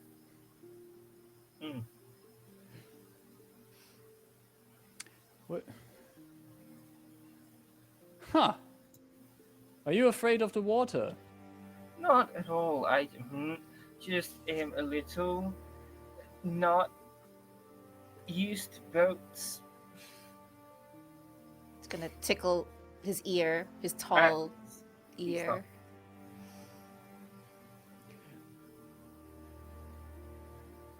How interesting, Rayn. You leave your home to live on the surface, and you even find a companion who does not really appreciate the element you came from. I'll whip around the water and shoot it at the back of Nimmus's head. Just wipes it off.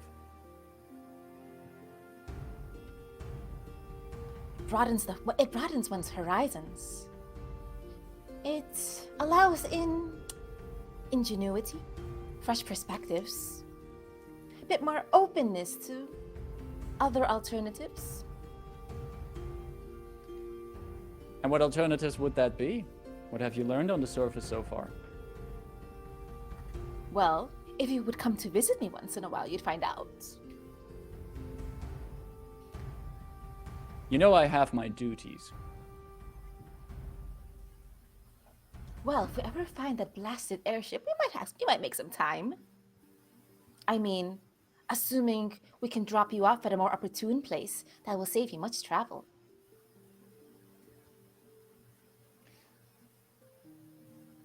I don't want to be too much of a bother. In fact, come to think of it, and he looks from Rayn over to Dythun and Rebus, who is also on this boat. I think I have not yet thanked all of you for at least making sure that many of us could get out of alive. I understand that maybe, considering the situations, I might have been a little bit rough with all of you.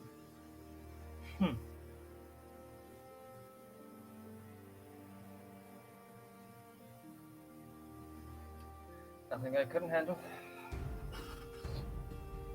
Though I must say, why did you even consider releasing such an entity? Well, me personally, there's two options, really. One, the seal is breaking anyway, and the elders, in their old stodgy wisdom, are gonna come in and strengthen the bonds no matter what. Or the second option, the aberration breaks free,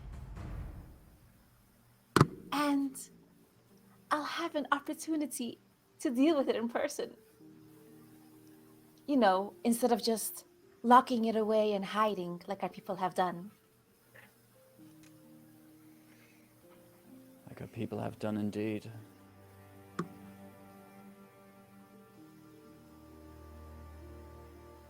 I have to consult with mother and father about this. Why do you give me that? Why? You know... Wait, do you just want me to not talk about this with them? They You're maybe gonna know do why it whatever happened you so the way. want. You're gonna do the thing that's best in the name of honor and goodness and tradition. So just go ahead and do those things. I don't do them because I want to live up to tradition, Rayn. I do them because they're good for our people. Who makes that decision? It's Generations you or is of it them? people who have lived a very fruitful and peaceful life. And I'm sure they often bring in the newer generation their perspectives, yes?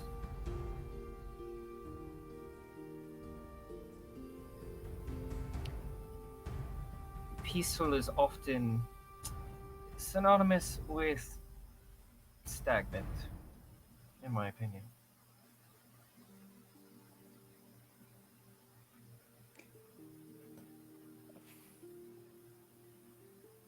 But it is also synonymous with stability, security.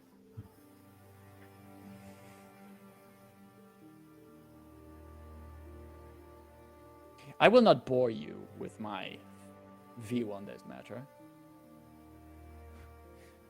Rest assured, I do know I could never convince Rayn of my points anyway.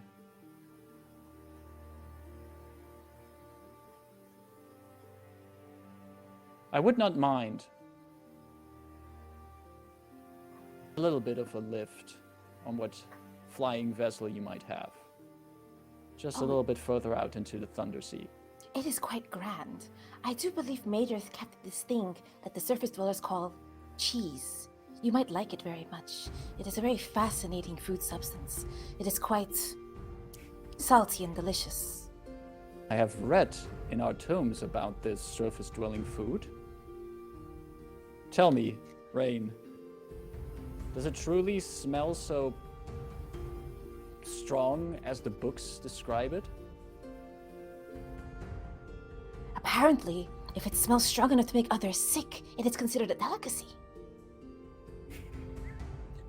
What a strange and fascinating aspect of the surface world. And he looks off to the distance, thinking about the cheese he might eat soon.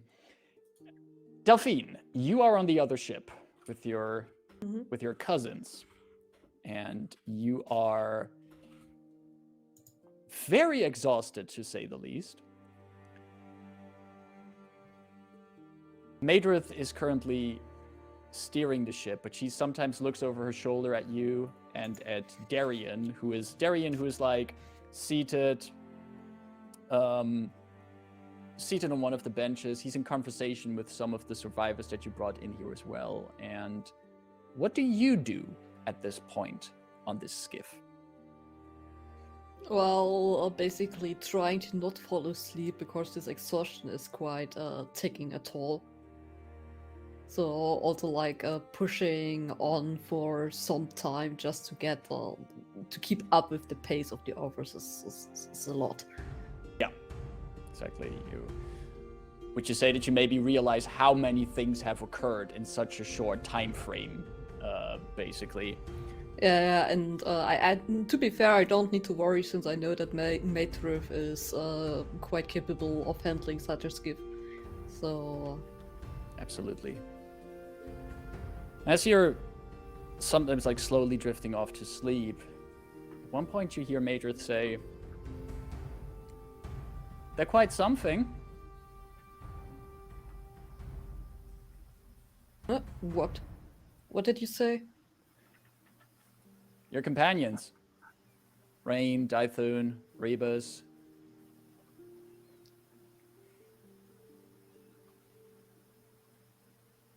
Yeah, they're not that bad.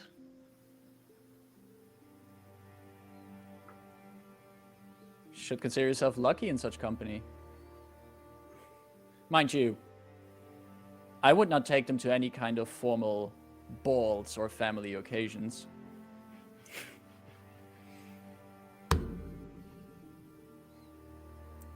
Well, it's not like as if I've ever visited any of these formal meetings, conversations, or whatever in the last few, let's say, 20, 23 years. Do you miss them?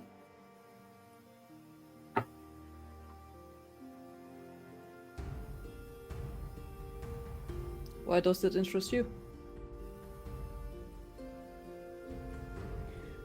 And she, like, at this point of steering the vessel, she can basically just with one hand on the steering wheel, she can keep it balanced, and she turns towards you.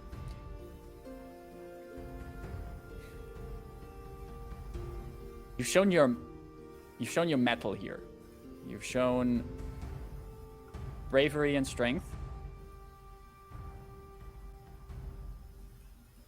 And I'm pretty sure without your help, there might have been 2 Lyranders lost in this expedition.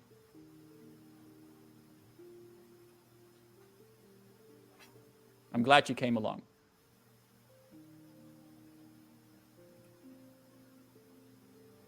Well, thank you for that nice words.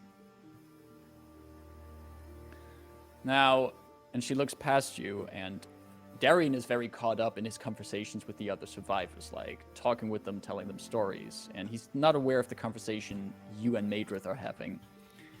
Madrith looks past you at Darian and says, "Once we're back on the airship, I also want to have a conversation with Darian. Would you like to join that conversation?"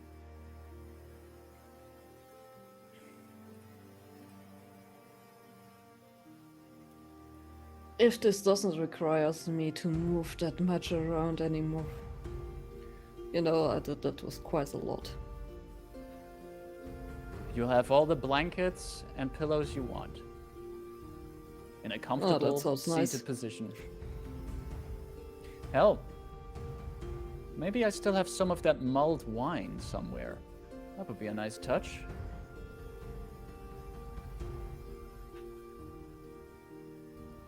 If you want to, maybe some of your companions also want to have a word with Darian.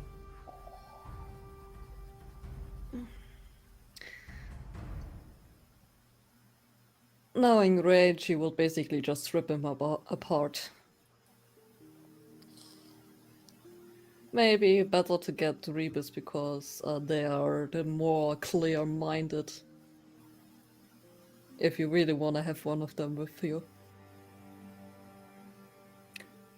It's your choice, to be honest. I think the conversation could be interesting enough with just us Lyranders. Oh, Rayn wants to bring in another Lyrander. Oh.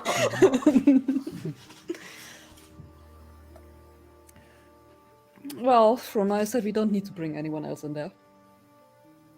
Very well.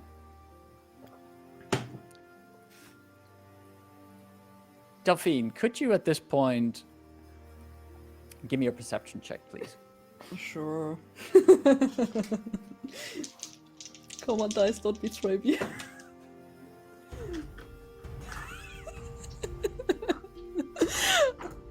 I shouldn't ask my dice to do something good to me. Perception, that's a solid 2. I rolled a 1. Solid 2. You're exhausted and you're still trying to hold up a conversation. That's tapping into the rest of your reserves. So, as Madrith stops talking, focusing on the steering again, you find yourself just slowly actually drifting into sleep. On the other boat, Rayn and Dythun, could both of you also give me a perception check, please?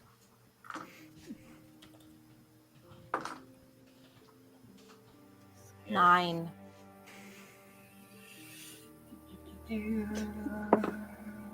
That's better than a 9. 11. That's better. Time.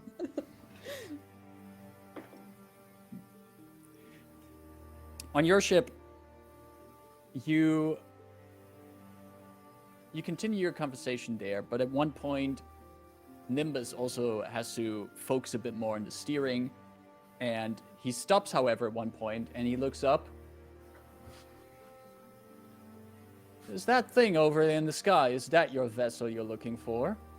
And you can see in the distance the outlines of a ship hovering way lower than you have seen it before. But it certainly looks like the undeniable Maedrith ship. That is undeniably the undeniable. I mean, as long as it's not a flying dragon hovering to receive us, looks just fine to me. It is quite a massive vessel. How does it float in the air like that? Magic. Ah, I see.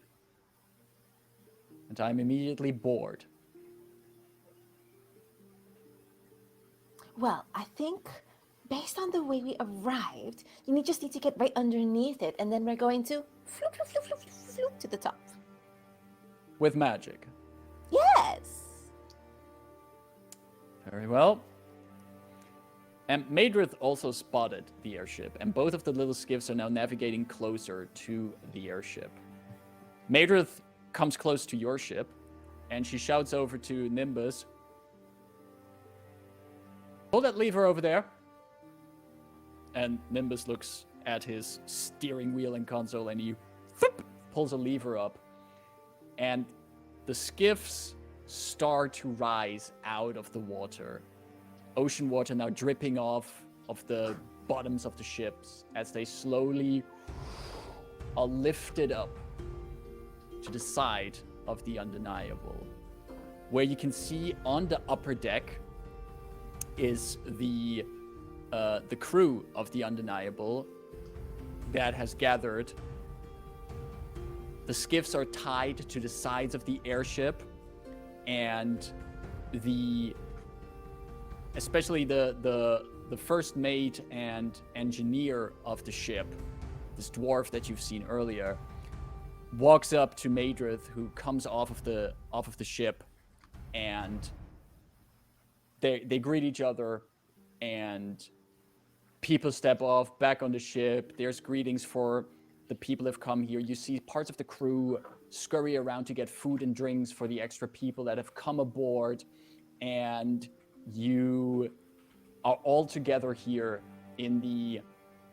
aboard on the ship now, back on the Undeniable. After getting a quick update, Maedrith turns to you and says, "My engineer informs me that according to their time records, we have been gone for almost a day. So indeed, there seems to have been some strange time warping going on that island." Taking out the dragon shard from the satchel. Would you, as you pull it out, Hmm? could you give me an intelligence saving throw, please? Oh, Just- fuck! Just put something in the chat. Oh, wait, let me do the thing. There it is. You don't have to use it now, but you could if you wanted to. You could, because you have a I cute mean- kitty cat as an icon next to you. I could also just drop that to the ground, so... You could, but whatever you do, you have to Oh. make a intelligence saving throw, which is a disadvantage. If you use your catvantage, you can at least make it a straight roll, but the choice is up to you. I might want to point out as well, I think I forgot that in the intro explanation. Catvantage only lasts until the end of the session.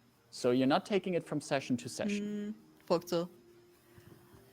Oh, God. I'm making a straight roll. You're making a Goddammit. straight roll? Yes. Intelligence saving throw with disadvantage thanks to the exhaustion. That's not bad. That's not bad. What is my intelligence score? Let me check that. Oh, This is 14. 14.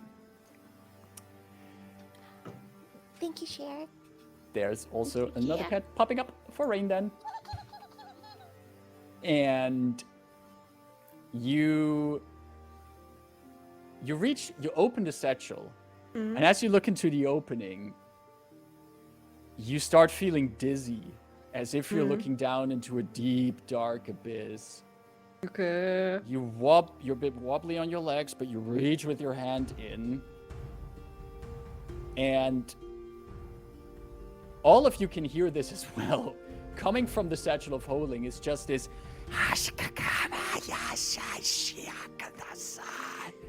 these strange voices coming out of the bag as Delphine is reaching in and starts pulling out the Khyber Dragon shard. And Madrith just goes like, "You did not!" And she walks over to Delphine.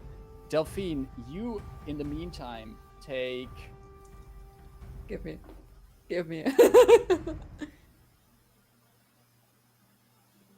14 points of psychic damage. Cool, I have 2 points still left. I'm still alive.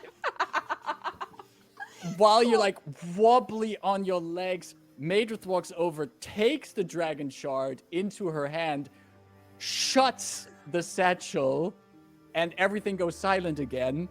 And she looks at you, pointing the dragon shard at you.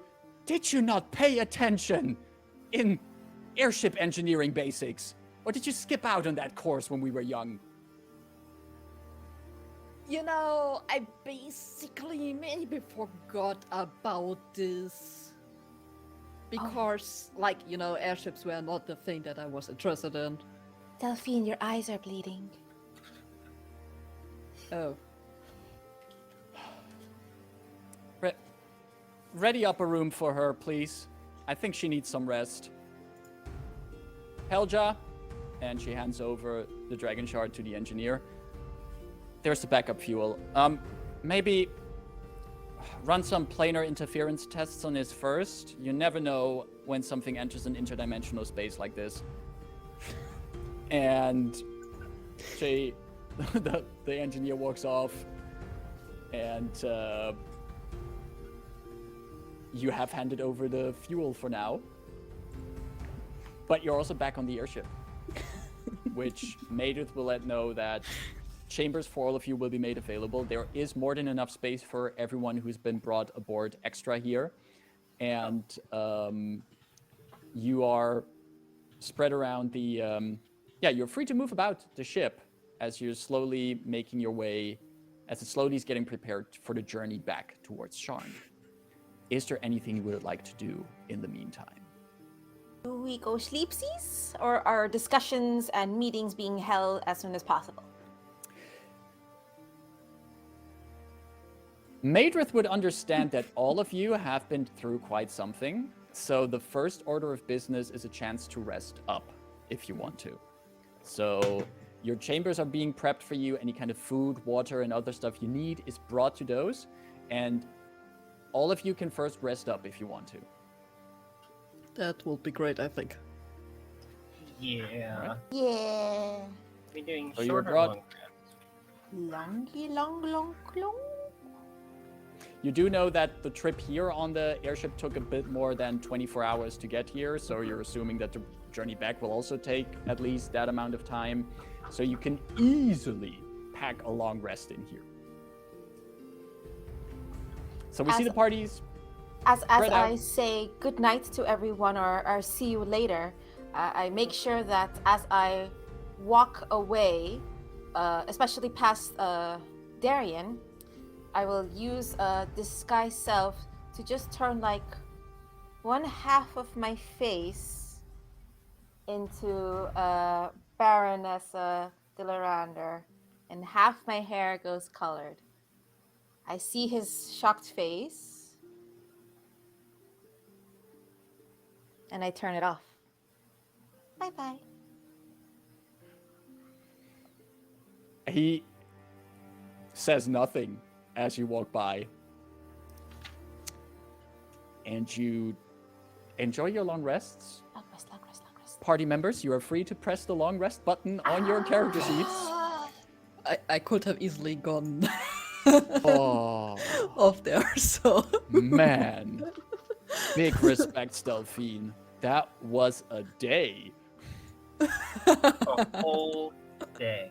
Of all days, this certainly was one of them. 100% day. See, I think this is what they meant with like having 6 to 8 encounters in an adventuring day. That's It's exciting. So, all of you enjoy a good rest in a decent bed with food and drinks. You have a chance to bandage up wounds, recover at least from some of your exhaustion,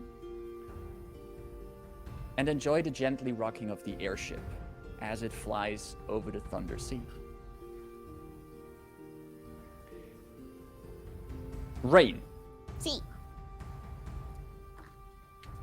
You are awoken by a knock on your door.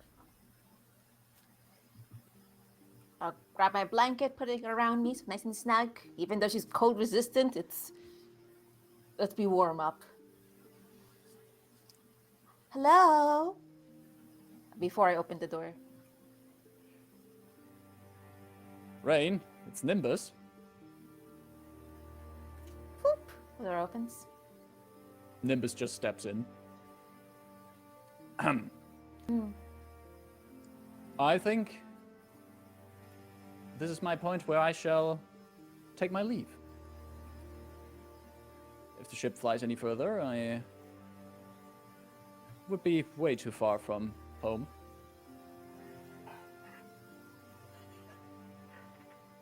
Gonna jump then.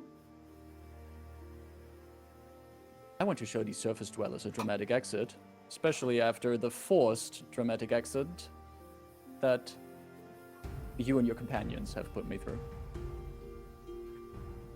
You're much better company when you're well rested and not in such a fit.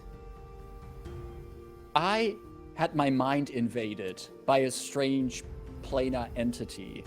I was forced to fight my own sister, and then someone shot me. Well, apparently on that rueful day, my mind was invaded by a strange entity, and the effects have been everlasting since those years passed. I'm sorry.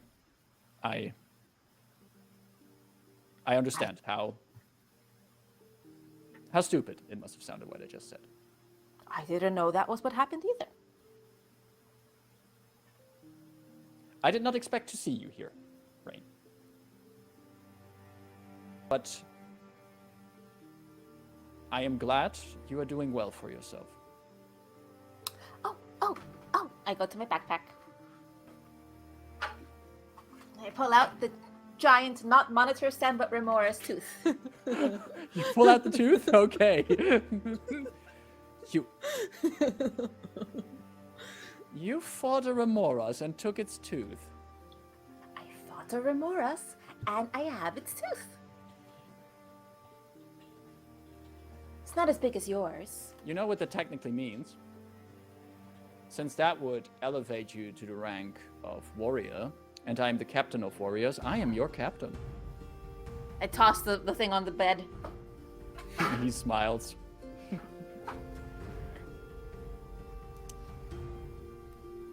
Is there anything you want Mother and Father to know?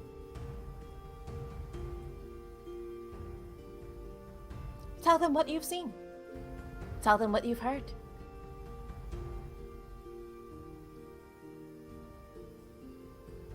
You need not flourish.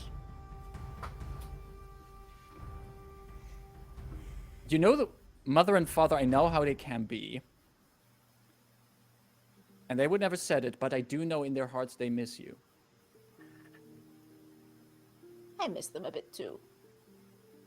But I'm having much more fun.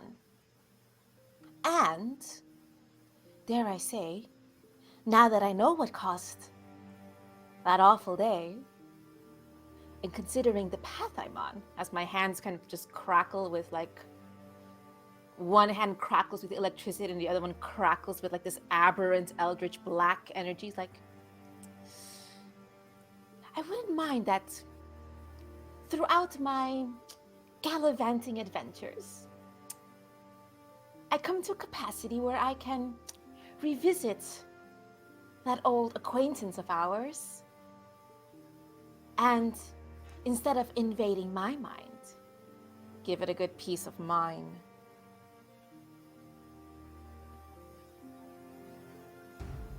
When that day comes, will you let me know? Gladly. Oh, and you know who else I also invited in that party? Dythun.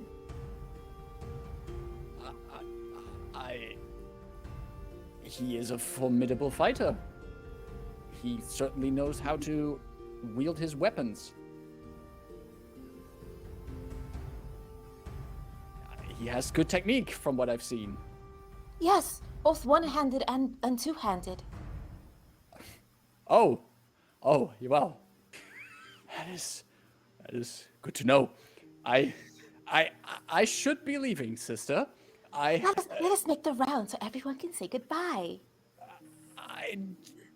Come along. I drag him out. I drag him out the door, and I start knocking on all the doors as I'm dragging him by. And one by one, you are roused by doors being knocked and everything, and Nimbus leaving is turned into a bigger thing than he had expected.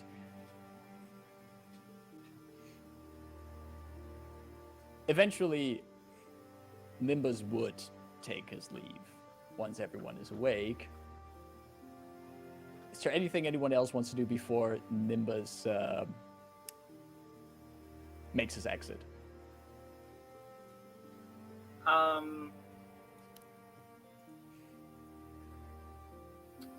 Dythun is going to give Nimbus the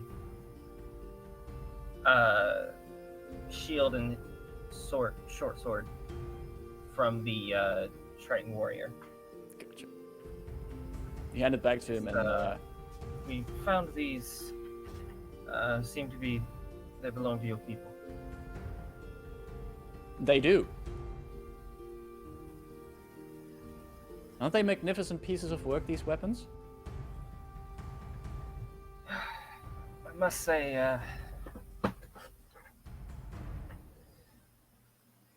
Triton work is something to behold for sure. The weapons difference are is quite nice. The difference is in the oxidation procedure for the metals. Our smiths have to deal with different circumstances underneath the sea, and thus the metal is worked in different ways. Imagine many things are worked in different ways down there. Well, yes, we go about our work in many different ways beneath the seas as well. Different jobs have different applications there, and right. Yes. So, yes. Thank you for returning these. And you've been traveling with my sister for a while, haven't you? Yes. Would you just sometimes please give her a hard time? Oh, I'm pretty sure that happens regardless. Please. It's not that I think she is a good person.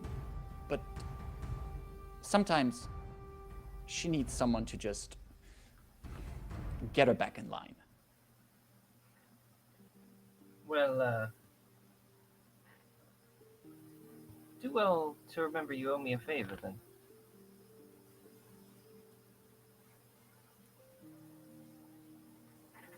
Should your adventures ever get you underneath the Thunder Sea,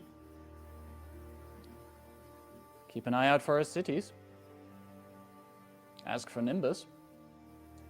I have a bit of a reputation there.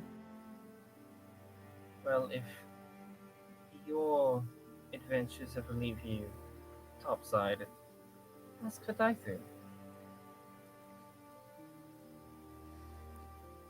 Do you have a reputation? Depends who you ask.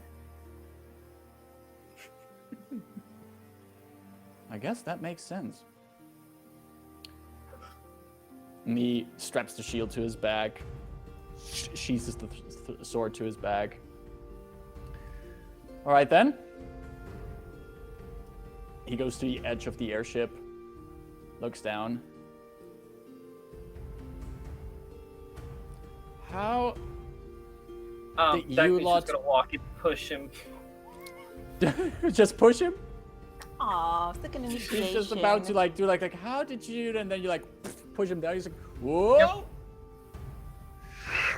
And off he goes down into the deep blue sea. It's almost like he's one of us now. At 120 feet, I guess I cast Featherfall. You cast Featherfall on him? Yeah, that is, check. Yep. That is awfully nice.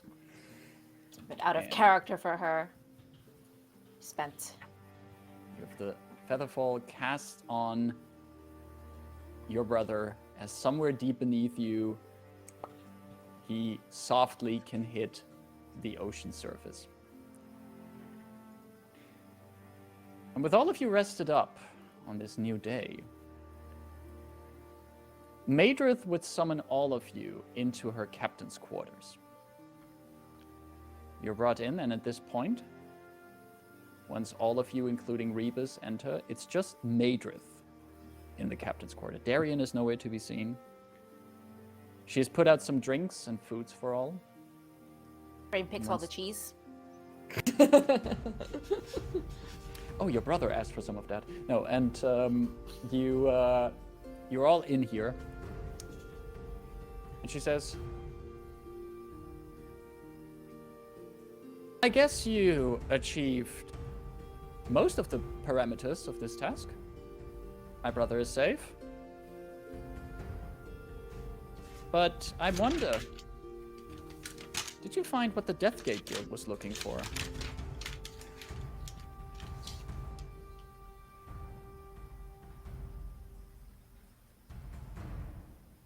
Well, in terms of rare artifacts of planar power, there are many throughout the world. Who's to say what we maybe found and what they were looking for are the same thing?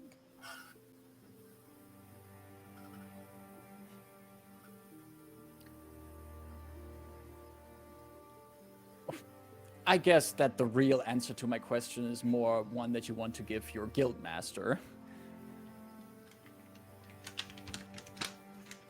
I just want to voice my thanks to all of you. I had already mentioned in our ride back here to Delphine that I'm very grateful for your aid. And though in the beginning I had a bit of a chaotic impression of all of you, and that impression is not gone, I think that there is competence in that chaos. And I do admire and respect competence. Thank you. Oh, that is a compliment. As good as you can get it out of me. I mean, we're not boring. That you are most definitely not. I'll take it.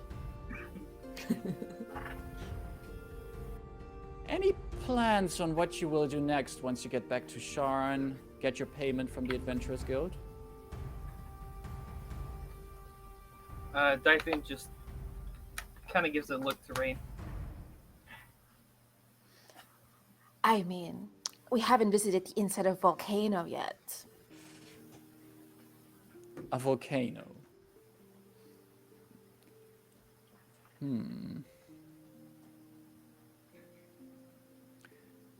I could always use capable hands aboard my ship. Could you use chaotic ones on your ship? That's a good point. Wait, you're not trying to get us out of these Adventurers Guild, didn't you? With all due respect, Guild Handler Lara is a great woman, and I think she runs a fine organization. But I think with a group of your talents, have you ever considered thinking bigger?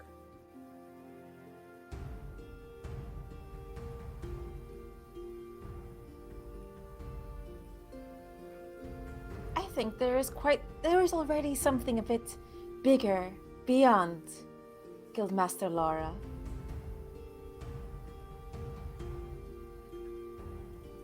Madrith sits back in her chair, her glass in one hand. Would you mind elaborating on that? I look to Delphine and make a telepathic connection. I mean, as far as your family goes, this one seems very trustworthy and friendly. Worth opening up? To be fair, from most of the family members that I personally know, she is more on the good side.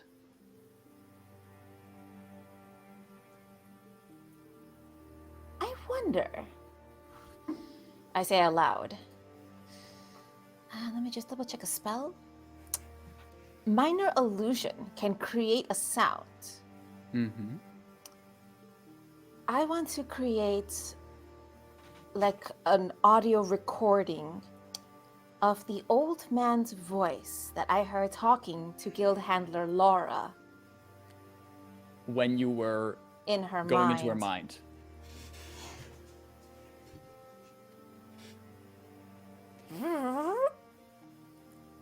Plays. Who is that? You play the voice. An old voice talking to guild handler Lara. Madrith listens. I have no clue.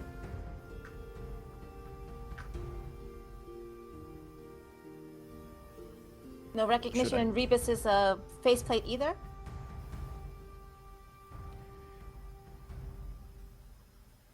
Of the voice that you play? That Yeah. Oh, that Rebus would be triggered by it? Yeah.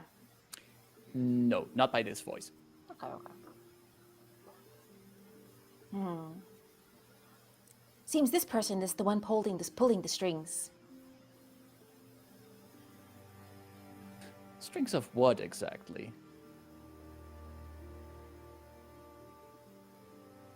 Sending us to collect objects of planar manifestation. So, these jobs you have been running for the guild have all been revolving around items linked to different planes?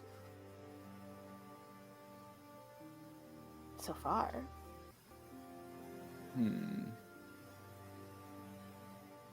I always had the impression that missions of an adventurer's guild, they are just random tasks.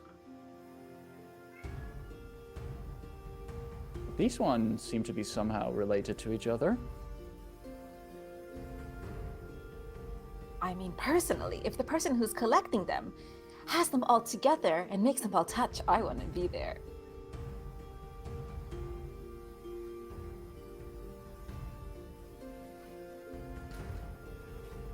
Maybe then you're already involved in something big enough for your size.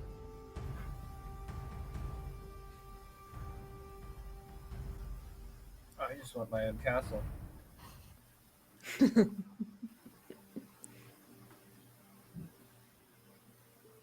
A commendable goal. Having your own castle is very nice. And I'm sure everyone here is also juggling other things behind the scenes as well. Right, Delphine?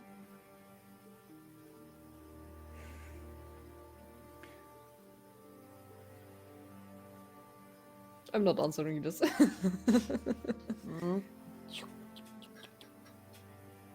does lead me, indeed, to my next point. As mentioned, I'm very grateful for your aid, and I will make sure that the Undeniable will bring you back to Sharn. There is a matter of business I would still like to discuss with Delphine and my brother Darien. I understand, since you've been traveling with her for a while, that you might also be privy to the attempt at her life by my brother.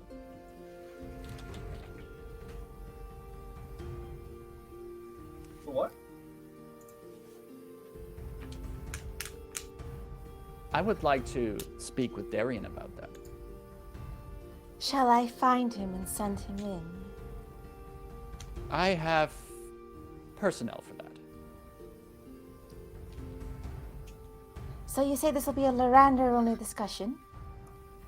Well, I would accept it if any of you would like to be present, but I would kindly ask you to refrain from any rash actions.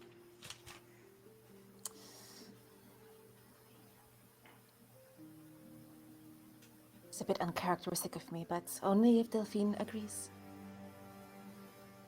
Otherwise, I will leave the room.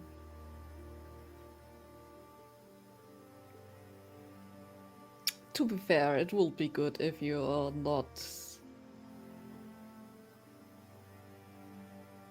act as fast as you normally do.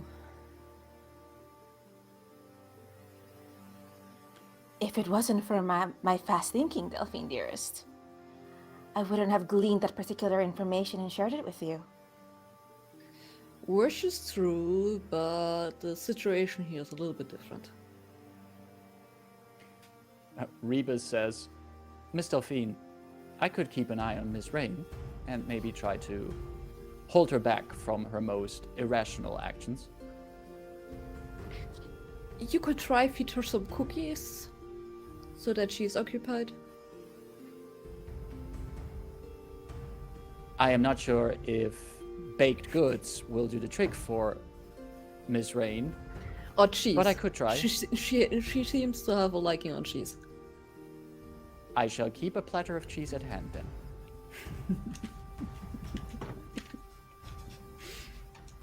Dythun, would you also like to join us on this conversation? I think it could be enlightening.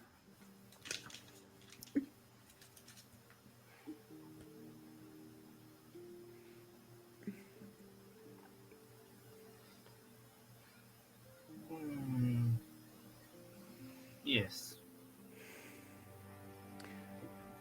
Very well then, Madrith says. And she sends for one of her people. And a few minutes later, Darien enters the room and he sees all of you there. Darien enters. He's changed into... He doesn't have his own clothing here, so he's doing with what he has at hand. He looks awfully underdressed for his standards. And he walks in. Oh, sister, we're having a nice get-together then. I think I should still thank these adventurers for saving what remained of my crew, the Adventurers Guild that came with me, and of course, saving me. I was in dire danger, terrible and terrifying, and thanks to your aid, I have survived.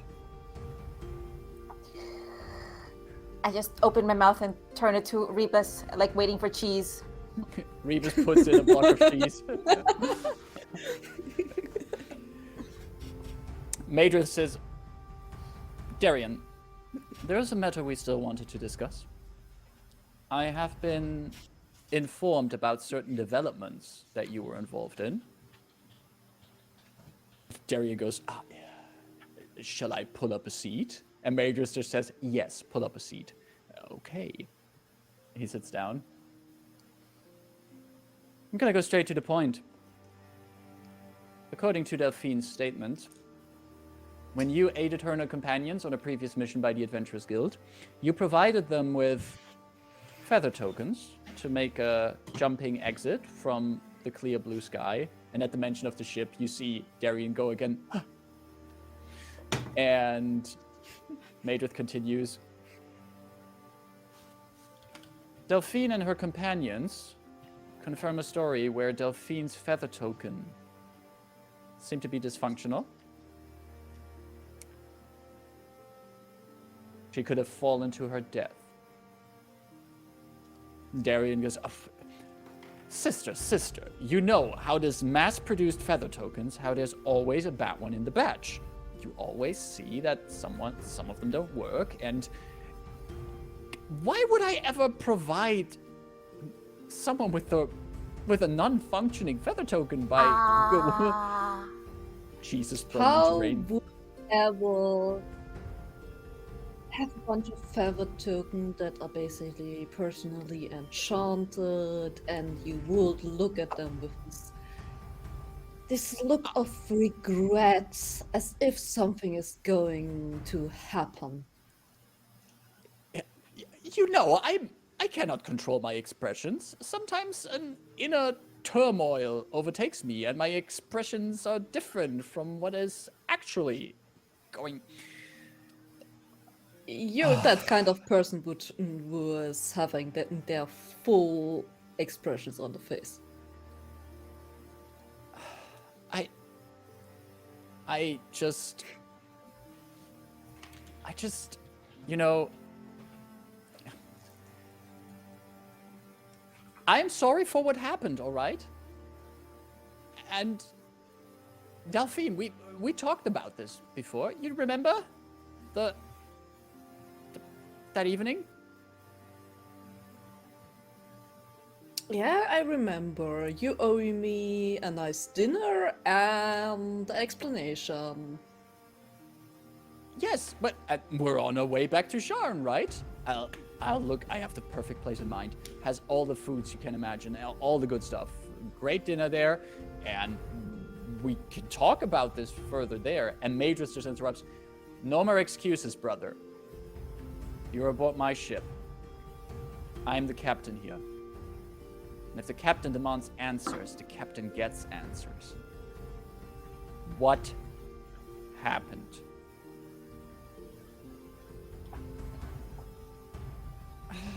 This cheese is so good.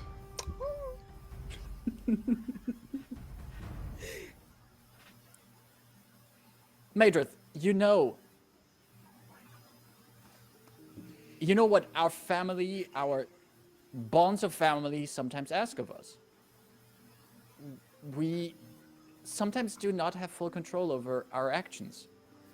We are tasked to do things. I was given a task, an opportunity offered itself, and I did what was asked of me. Major says, who gave you that task?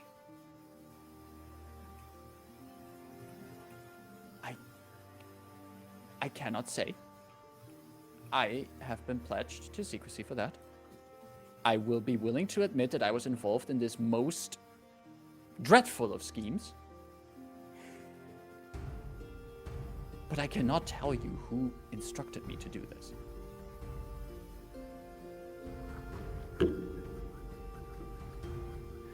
The platter of cheese that Rebus held is almost empty at this point.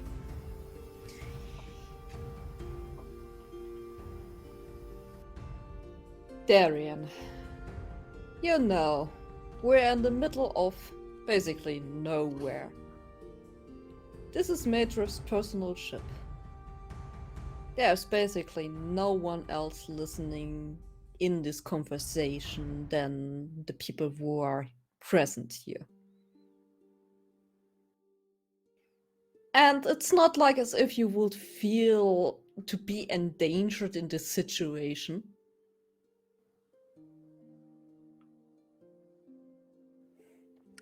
Also, what do you have to lose if it's just a name to give?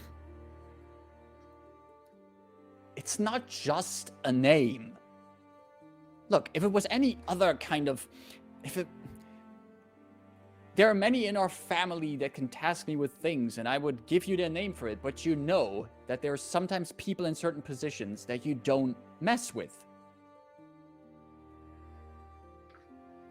What do you have to lose to give that name, especially to us?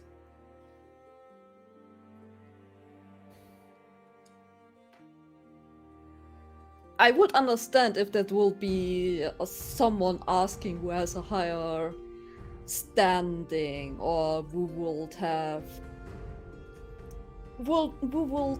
a different representation inside the family.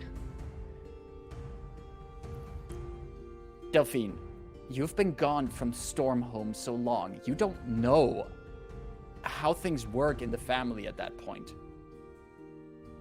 Is that my fault? I mean, partly yes, but I ought not. I just was about to say it. It's not like the family banished you for no reason. What if he didn't have to say a name?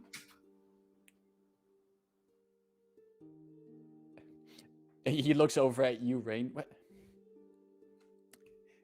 I saw what you did yesterday. What exactly was it you saw? I don't know. You and your weird mind tricks.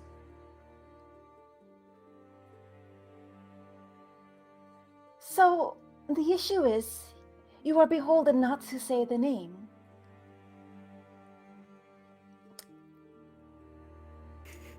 There are plenty of ways to circumvent that technicality. This is ridiculous. I cannot... And he turns to Madrith, who he hopes for that she gives a response of agreeing with him, but she just looks at him, just goes like, she has a point. Sister, you can't agree with... Look.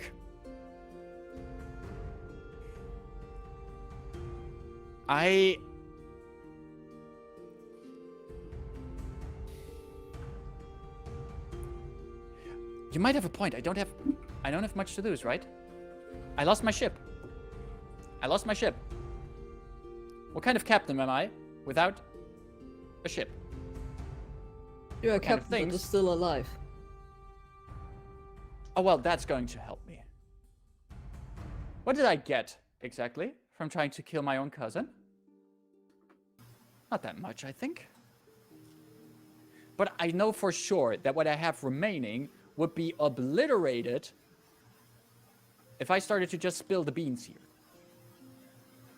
Because, quite frankly, and I'm going to be honest, I don't even know why I was asked to do it. That's not the point here.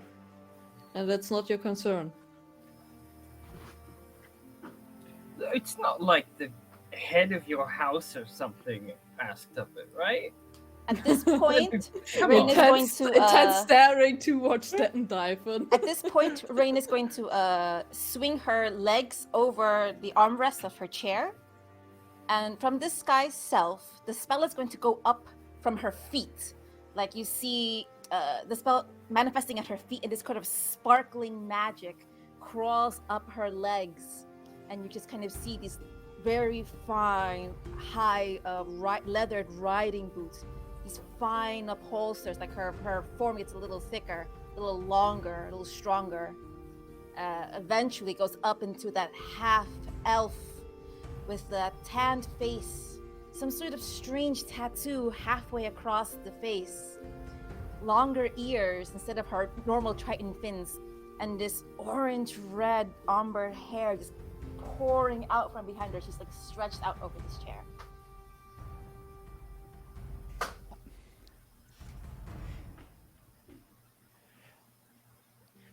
Darian just points at Rayn. There you have your answer.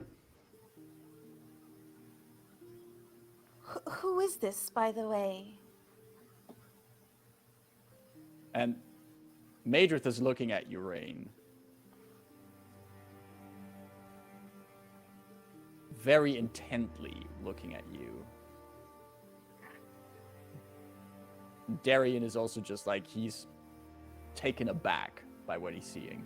Delphine, how do you respond to this? I mean, I know by now that Rayn can pull that off, so I'm not that surprised like I was the first time, but it's still like there's this feeling of respect.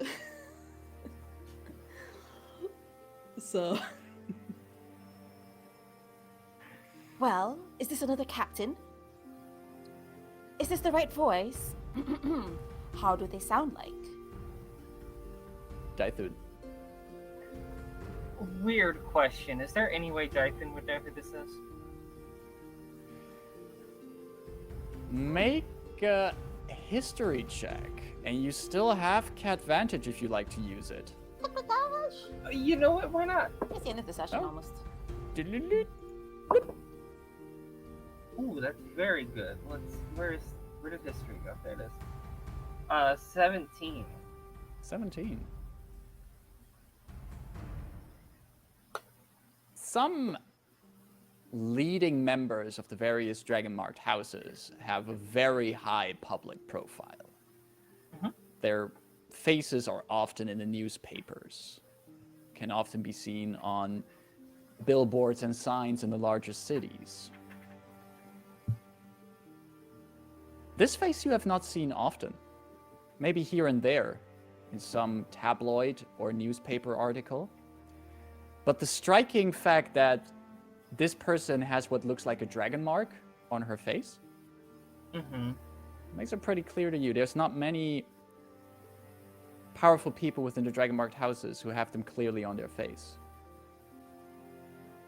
From what you gather, this must be Esravash de Lyrandar, the matriarch of House de Lyrandar. Good to know. You're all staring. Who am I? Madrid says, Matriarch Esravash.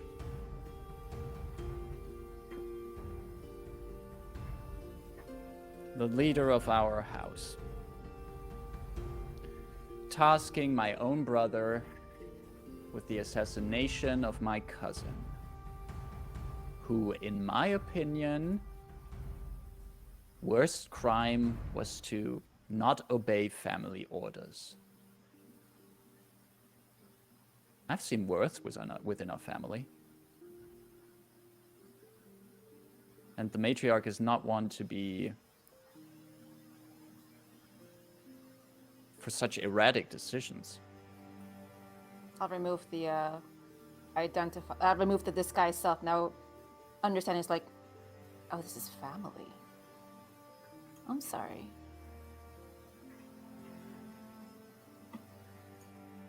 And that's why especially I wonder why this order was given so suddenly.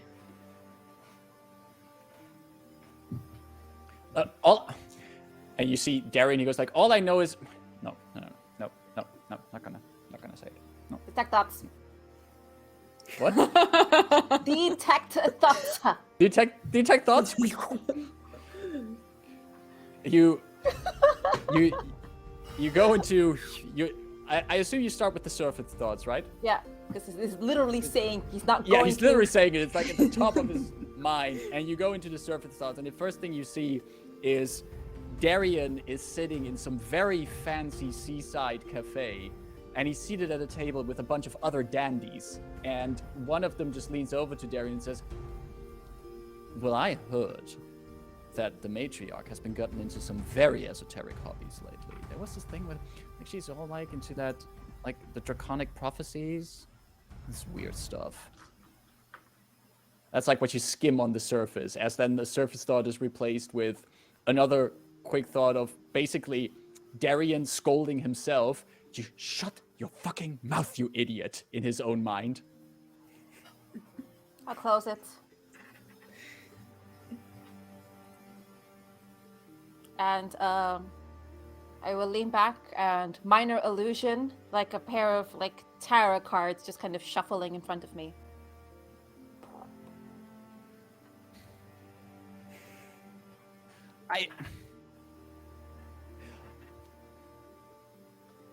Sister.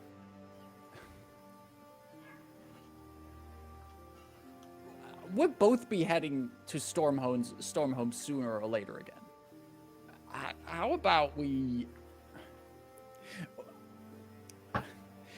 keep this, whatever's happened here, between the two of us for now? And we see, Madrith looks at him, like she rests her head on her hands. Dythun, are we chopped liver?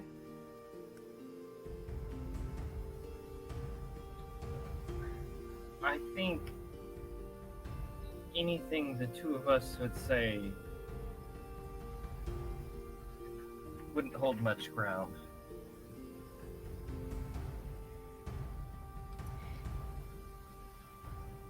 Darian. At this point, it's not about you, your representation, or anything that you might have or might not have.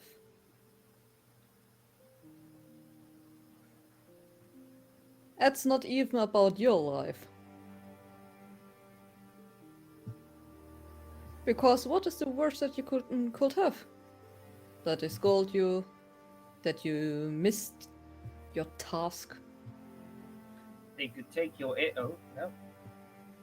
That's gone already. You even lost your airship, so there's not much that you could lose at that point. And you didn't actually divulge any name. And to be fair, you did what they asked you.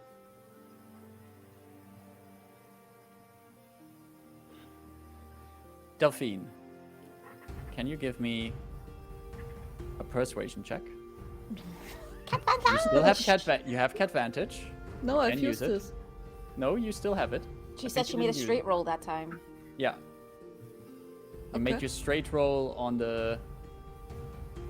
Oh, right, the saving throw. Yeah. Yeah, the saving throw. I've used it on the saving throw. That was the straight throw. Yeah, exactly. That's why I. I had the cat up all along there.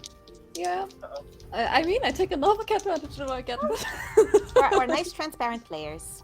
Yeah.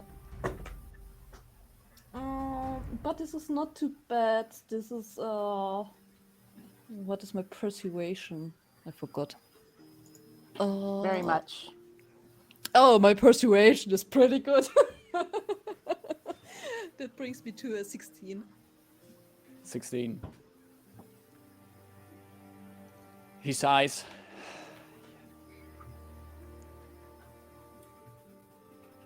So many things have happened that are outside of my control.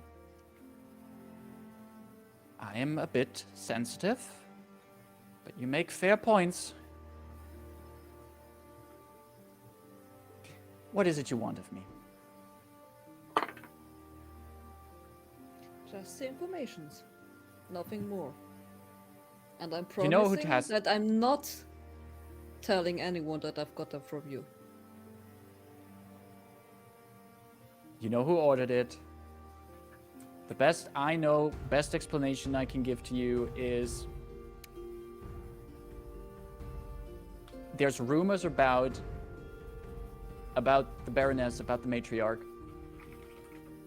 She's been getting more and more reclusive over the past years, throwing in strange esoteric interests, and sometimes her decisions are a little bit errant or erratic.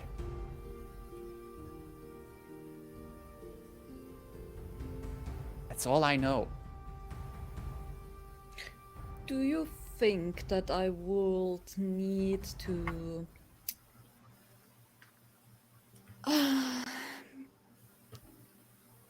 that I would need to keep a closer eye around the things evolving around me?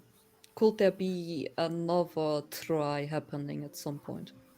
Well, if Ezravaj hears of the failed attempt here, and I'm bound the stories will reach Stormhome sooner or later.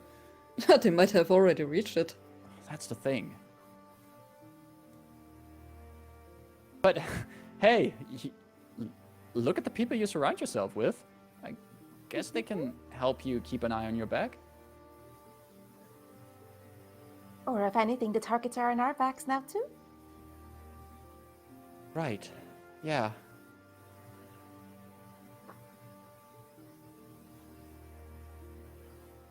All I can promise is I can stay as far away from you as you want. Go back to Sharn, see how I can make my way back to Stormhome, see if I can become captain of a ship, not an airship, and see how it goes from there. You know, it might be even the best if I would keep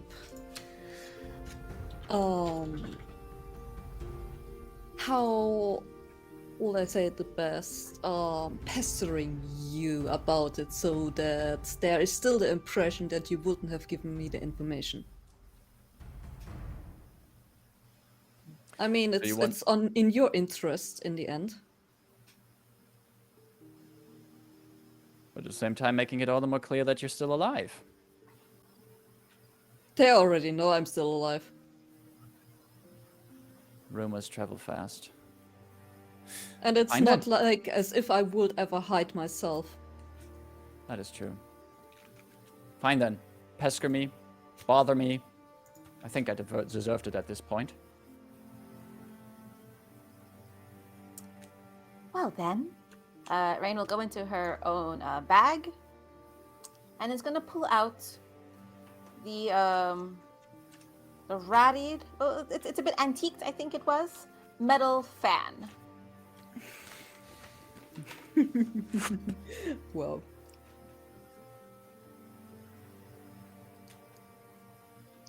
Oh! I mean, you did lose your entire collection, I believe. Yes. And I look around at the table. We do reward honesty, and we do reward opening up. I get a sense you're mocking me. Of course I'm mocking you, and I slide it over to him. He takes it and he folds it open. And in his head he'll hears, how else do you think I got the information? Oh,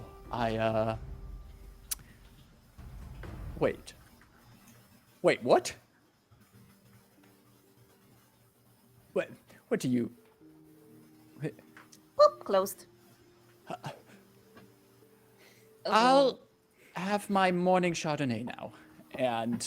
Oh, wait, before you go. I saved something from your airship, which Maedrith was looking on quite intensely, and going into my bag and bringing out that painting or picture or whatever it was.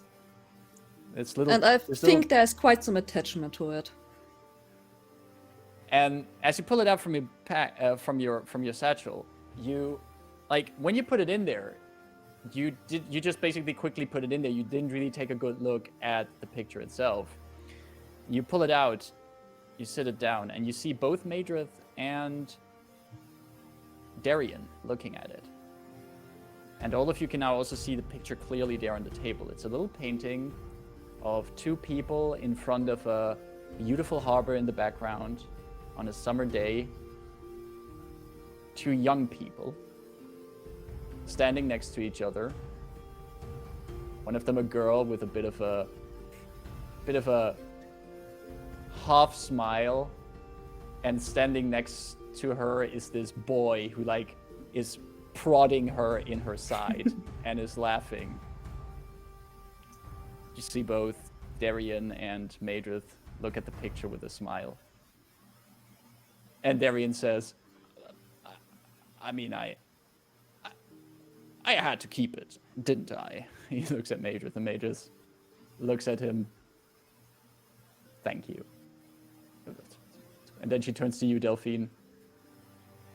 Well, thank you for taking it with you. Yeah, no problem. I figured that might be something that you would miss.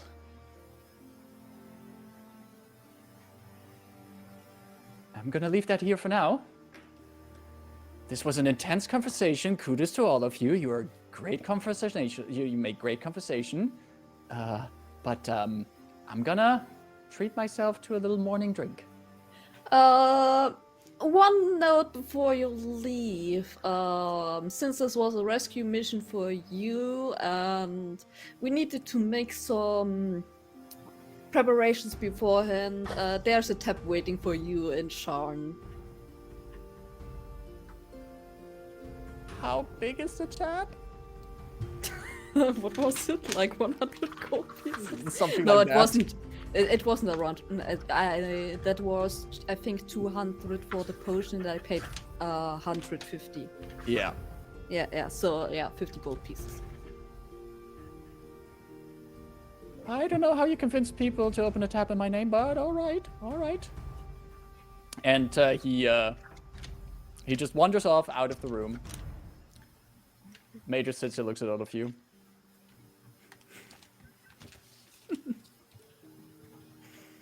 I also have a little bonus for all of you. Ooh. As I mentioned, I think you excel at your work. And I think that the guild handler's payment, from what I heard, seriously underpaying you. She reaches into her desk, pulls out some little bags. That's the least House Lyrandar can do for you.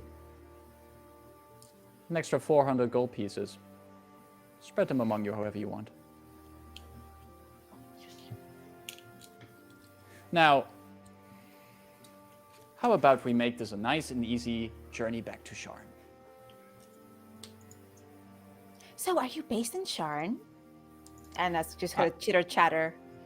Yeah, there's this chitter chatter between, and the camera zooms out of the captain's quarters, and we see the undeniable hanging in the air, moving ever closer towards the coast, leaving behind Ice White Isle in the distance, a place that, as we know, seems to not just contain ice and cold, but also some strange alien entity, which might have found now another crack, another opening into our world.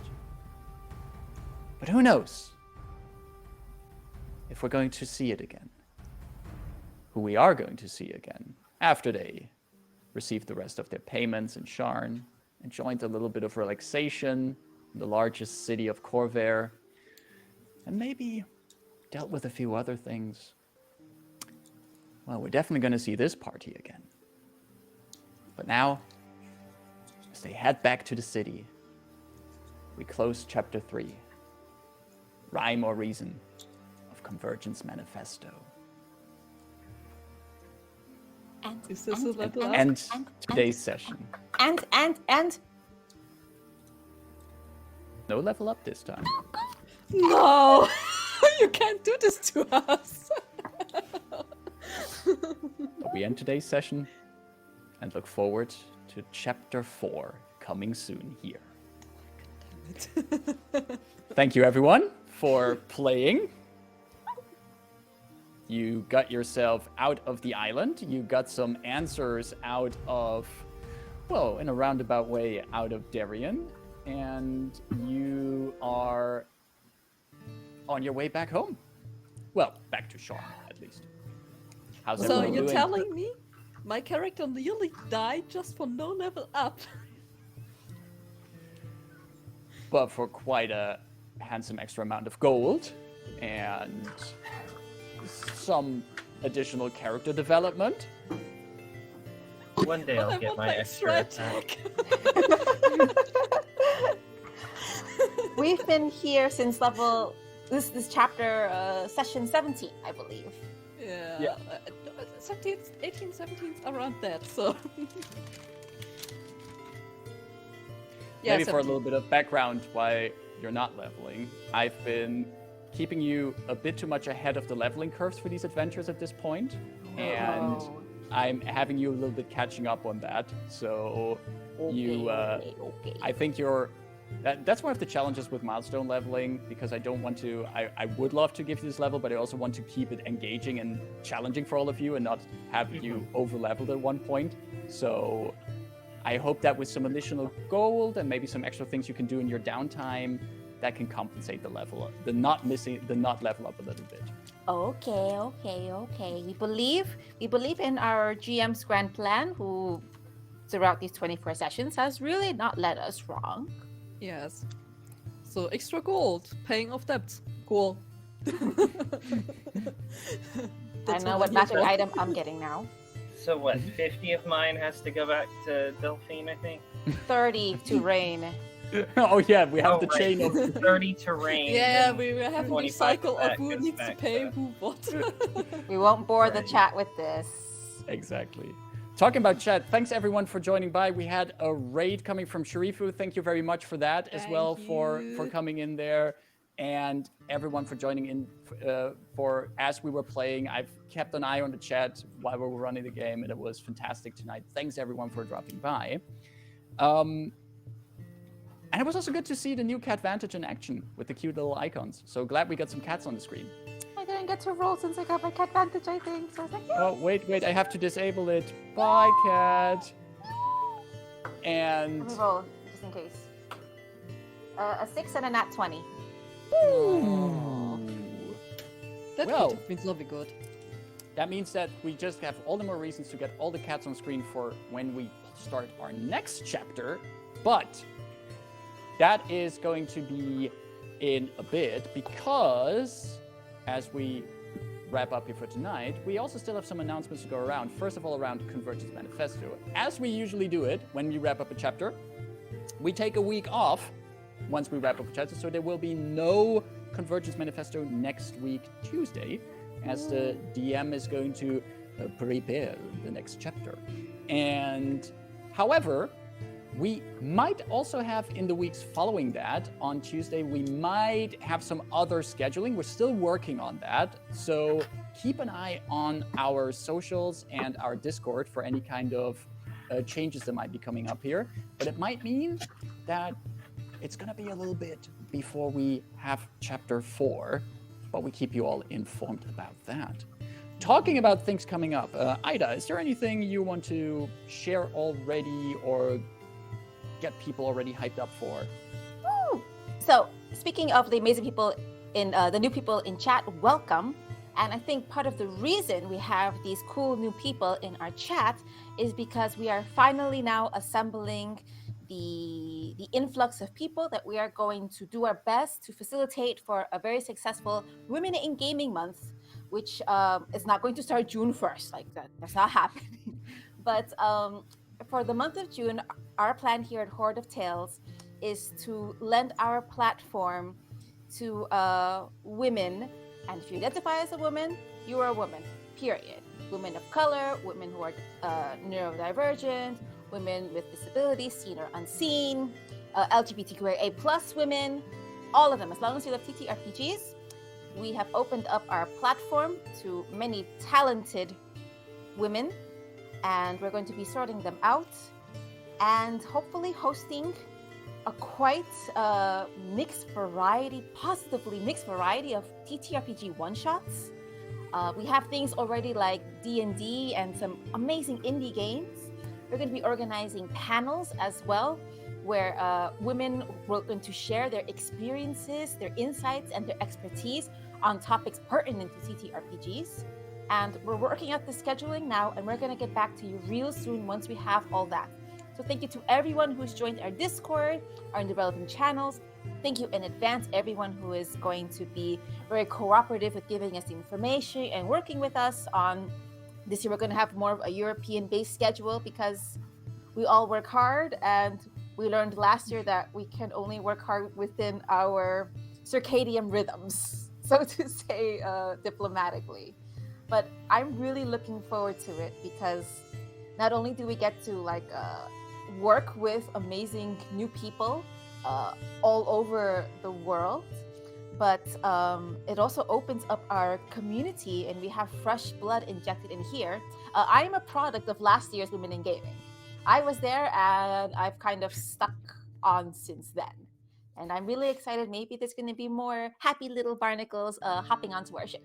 I'm a cutest little barnacle.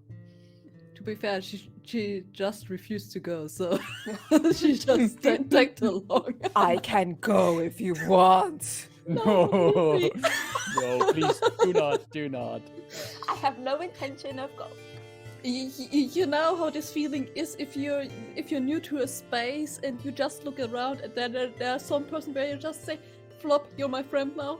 I'm not letting you go." And I have this feeling at this point, like, Aww. Flop, I can't let you go right now because otherwise I would be alone here. So, keep an eye on our socials for any announcement for Women in Gaming Month, because there's some amazing stuff brewing there. Also, there is one other chance this week to see a few of us from Horde of Tales on another stream, because thanks to an invitation from Shrifu, who's also been here in chat today, Caro, Ida, and I will be on the Manapod Studios Friday happy hour stream on Friday, where we're gonna make a little D&D one-shot, where we're gonna play 4th level characters, and we're gonna investigate some stuff. And I'm really happy to see us. I'm very grateful for the invitation, and I'm really looking forward to it.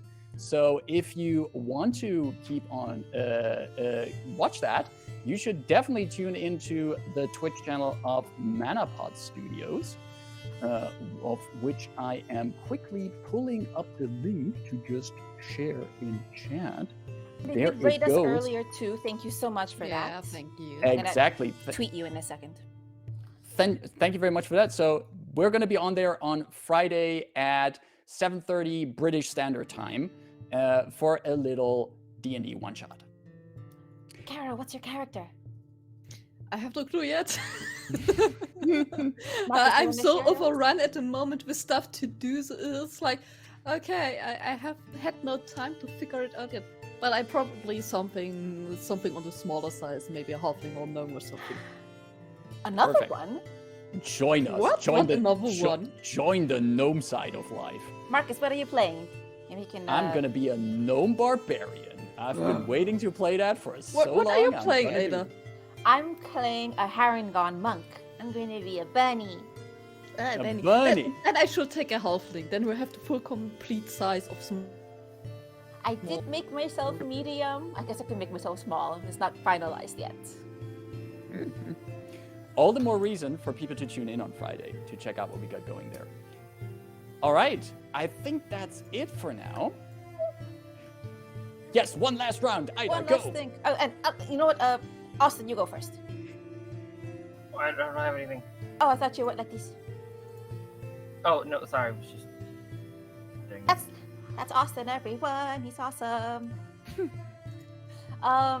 This Saturday, I will be playing with T, like instead of coffee, TTRPG, with our all-Latin cast of Nahual, Powered by Apocalypse game. And that's a lot of fun. And last time we left off, we are individuals who hunt angels, where angels are not a positive thing in the world. We kind of chop them up and eat them too. Let's see. 2 of our friendly NPCs, which is kind of oozing this black drug kind of substance from their noses and mouths. And then we had this chase scene, and we encountered a one-winged angel. Exactly. So thank you for putting the link on in chat, Marcus, and all the information can be found there. And that's me and a whole other cast of amazing Latin talented people. Absolutely. That first session was very cool, and I'm looking forward to the second one. All right then, let's all of us are gonna snuck into our airship cabins as we are rocked to sleep by the flight. Thank you very much for everyone for coming out today. It was a blast. Stay safe, take care, and I hope to see all of you soon again here on Horde of Tales. Bye-bye! Bye.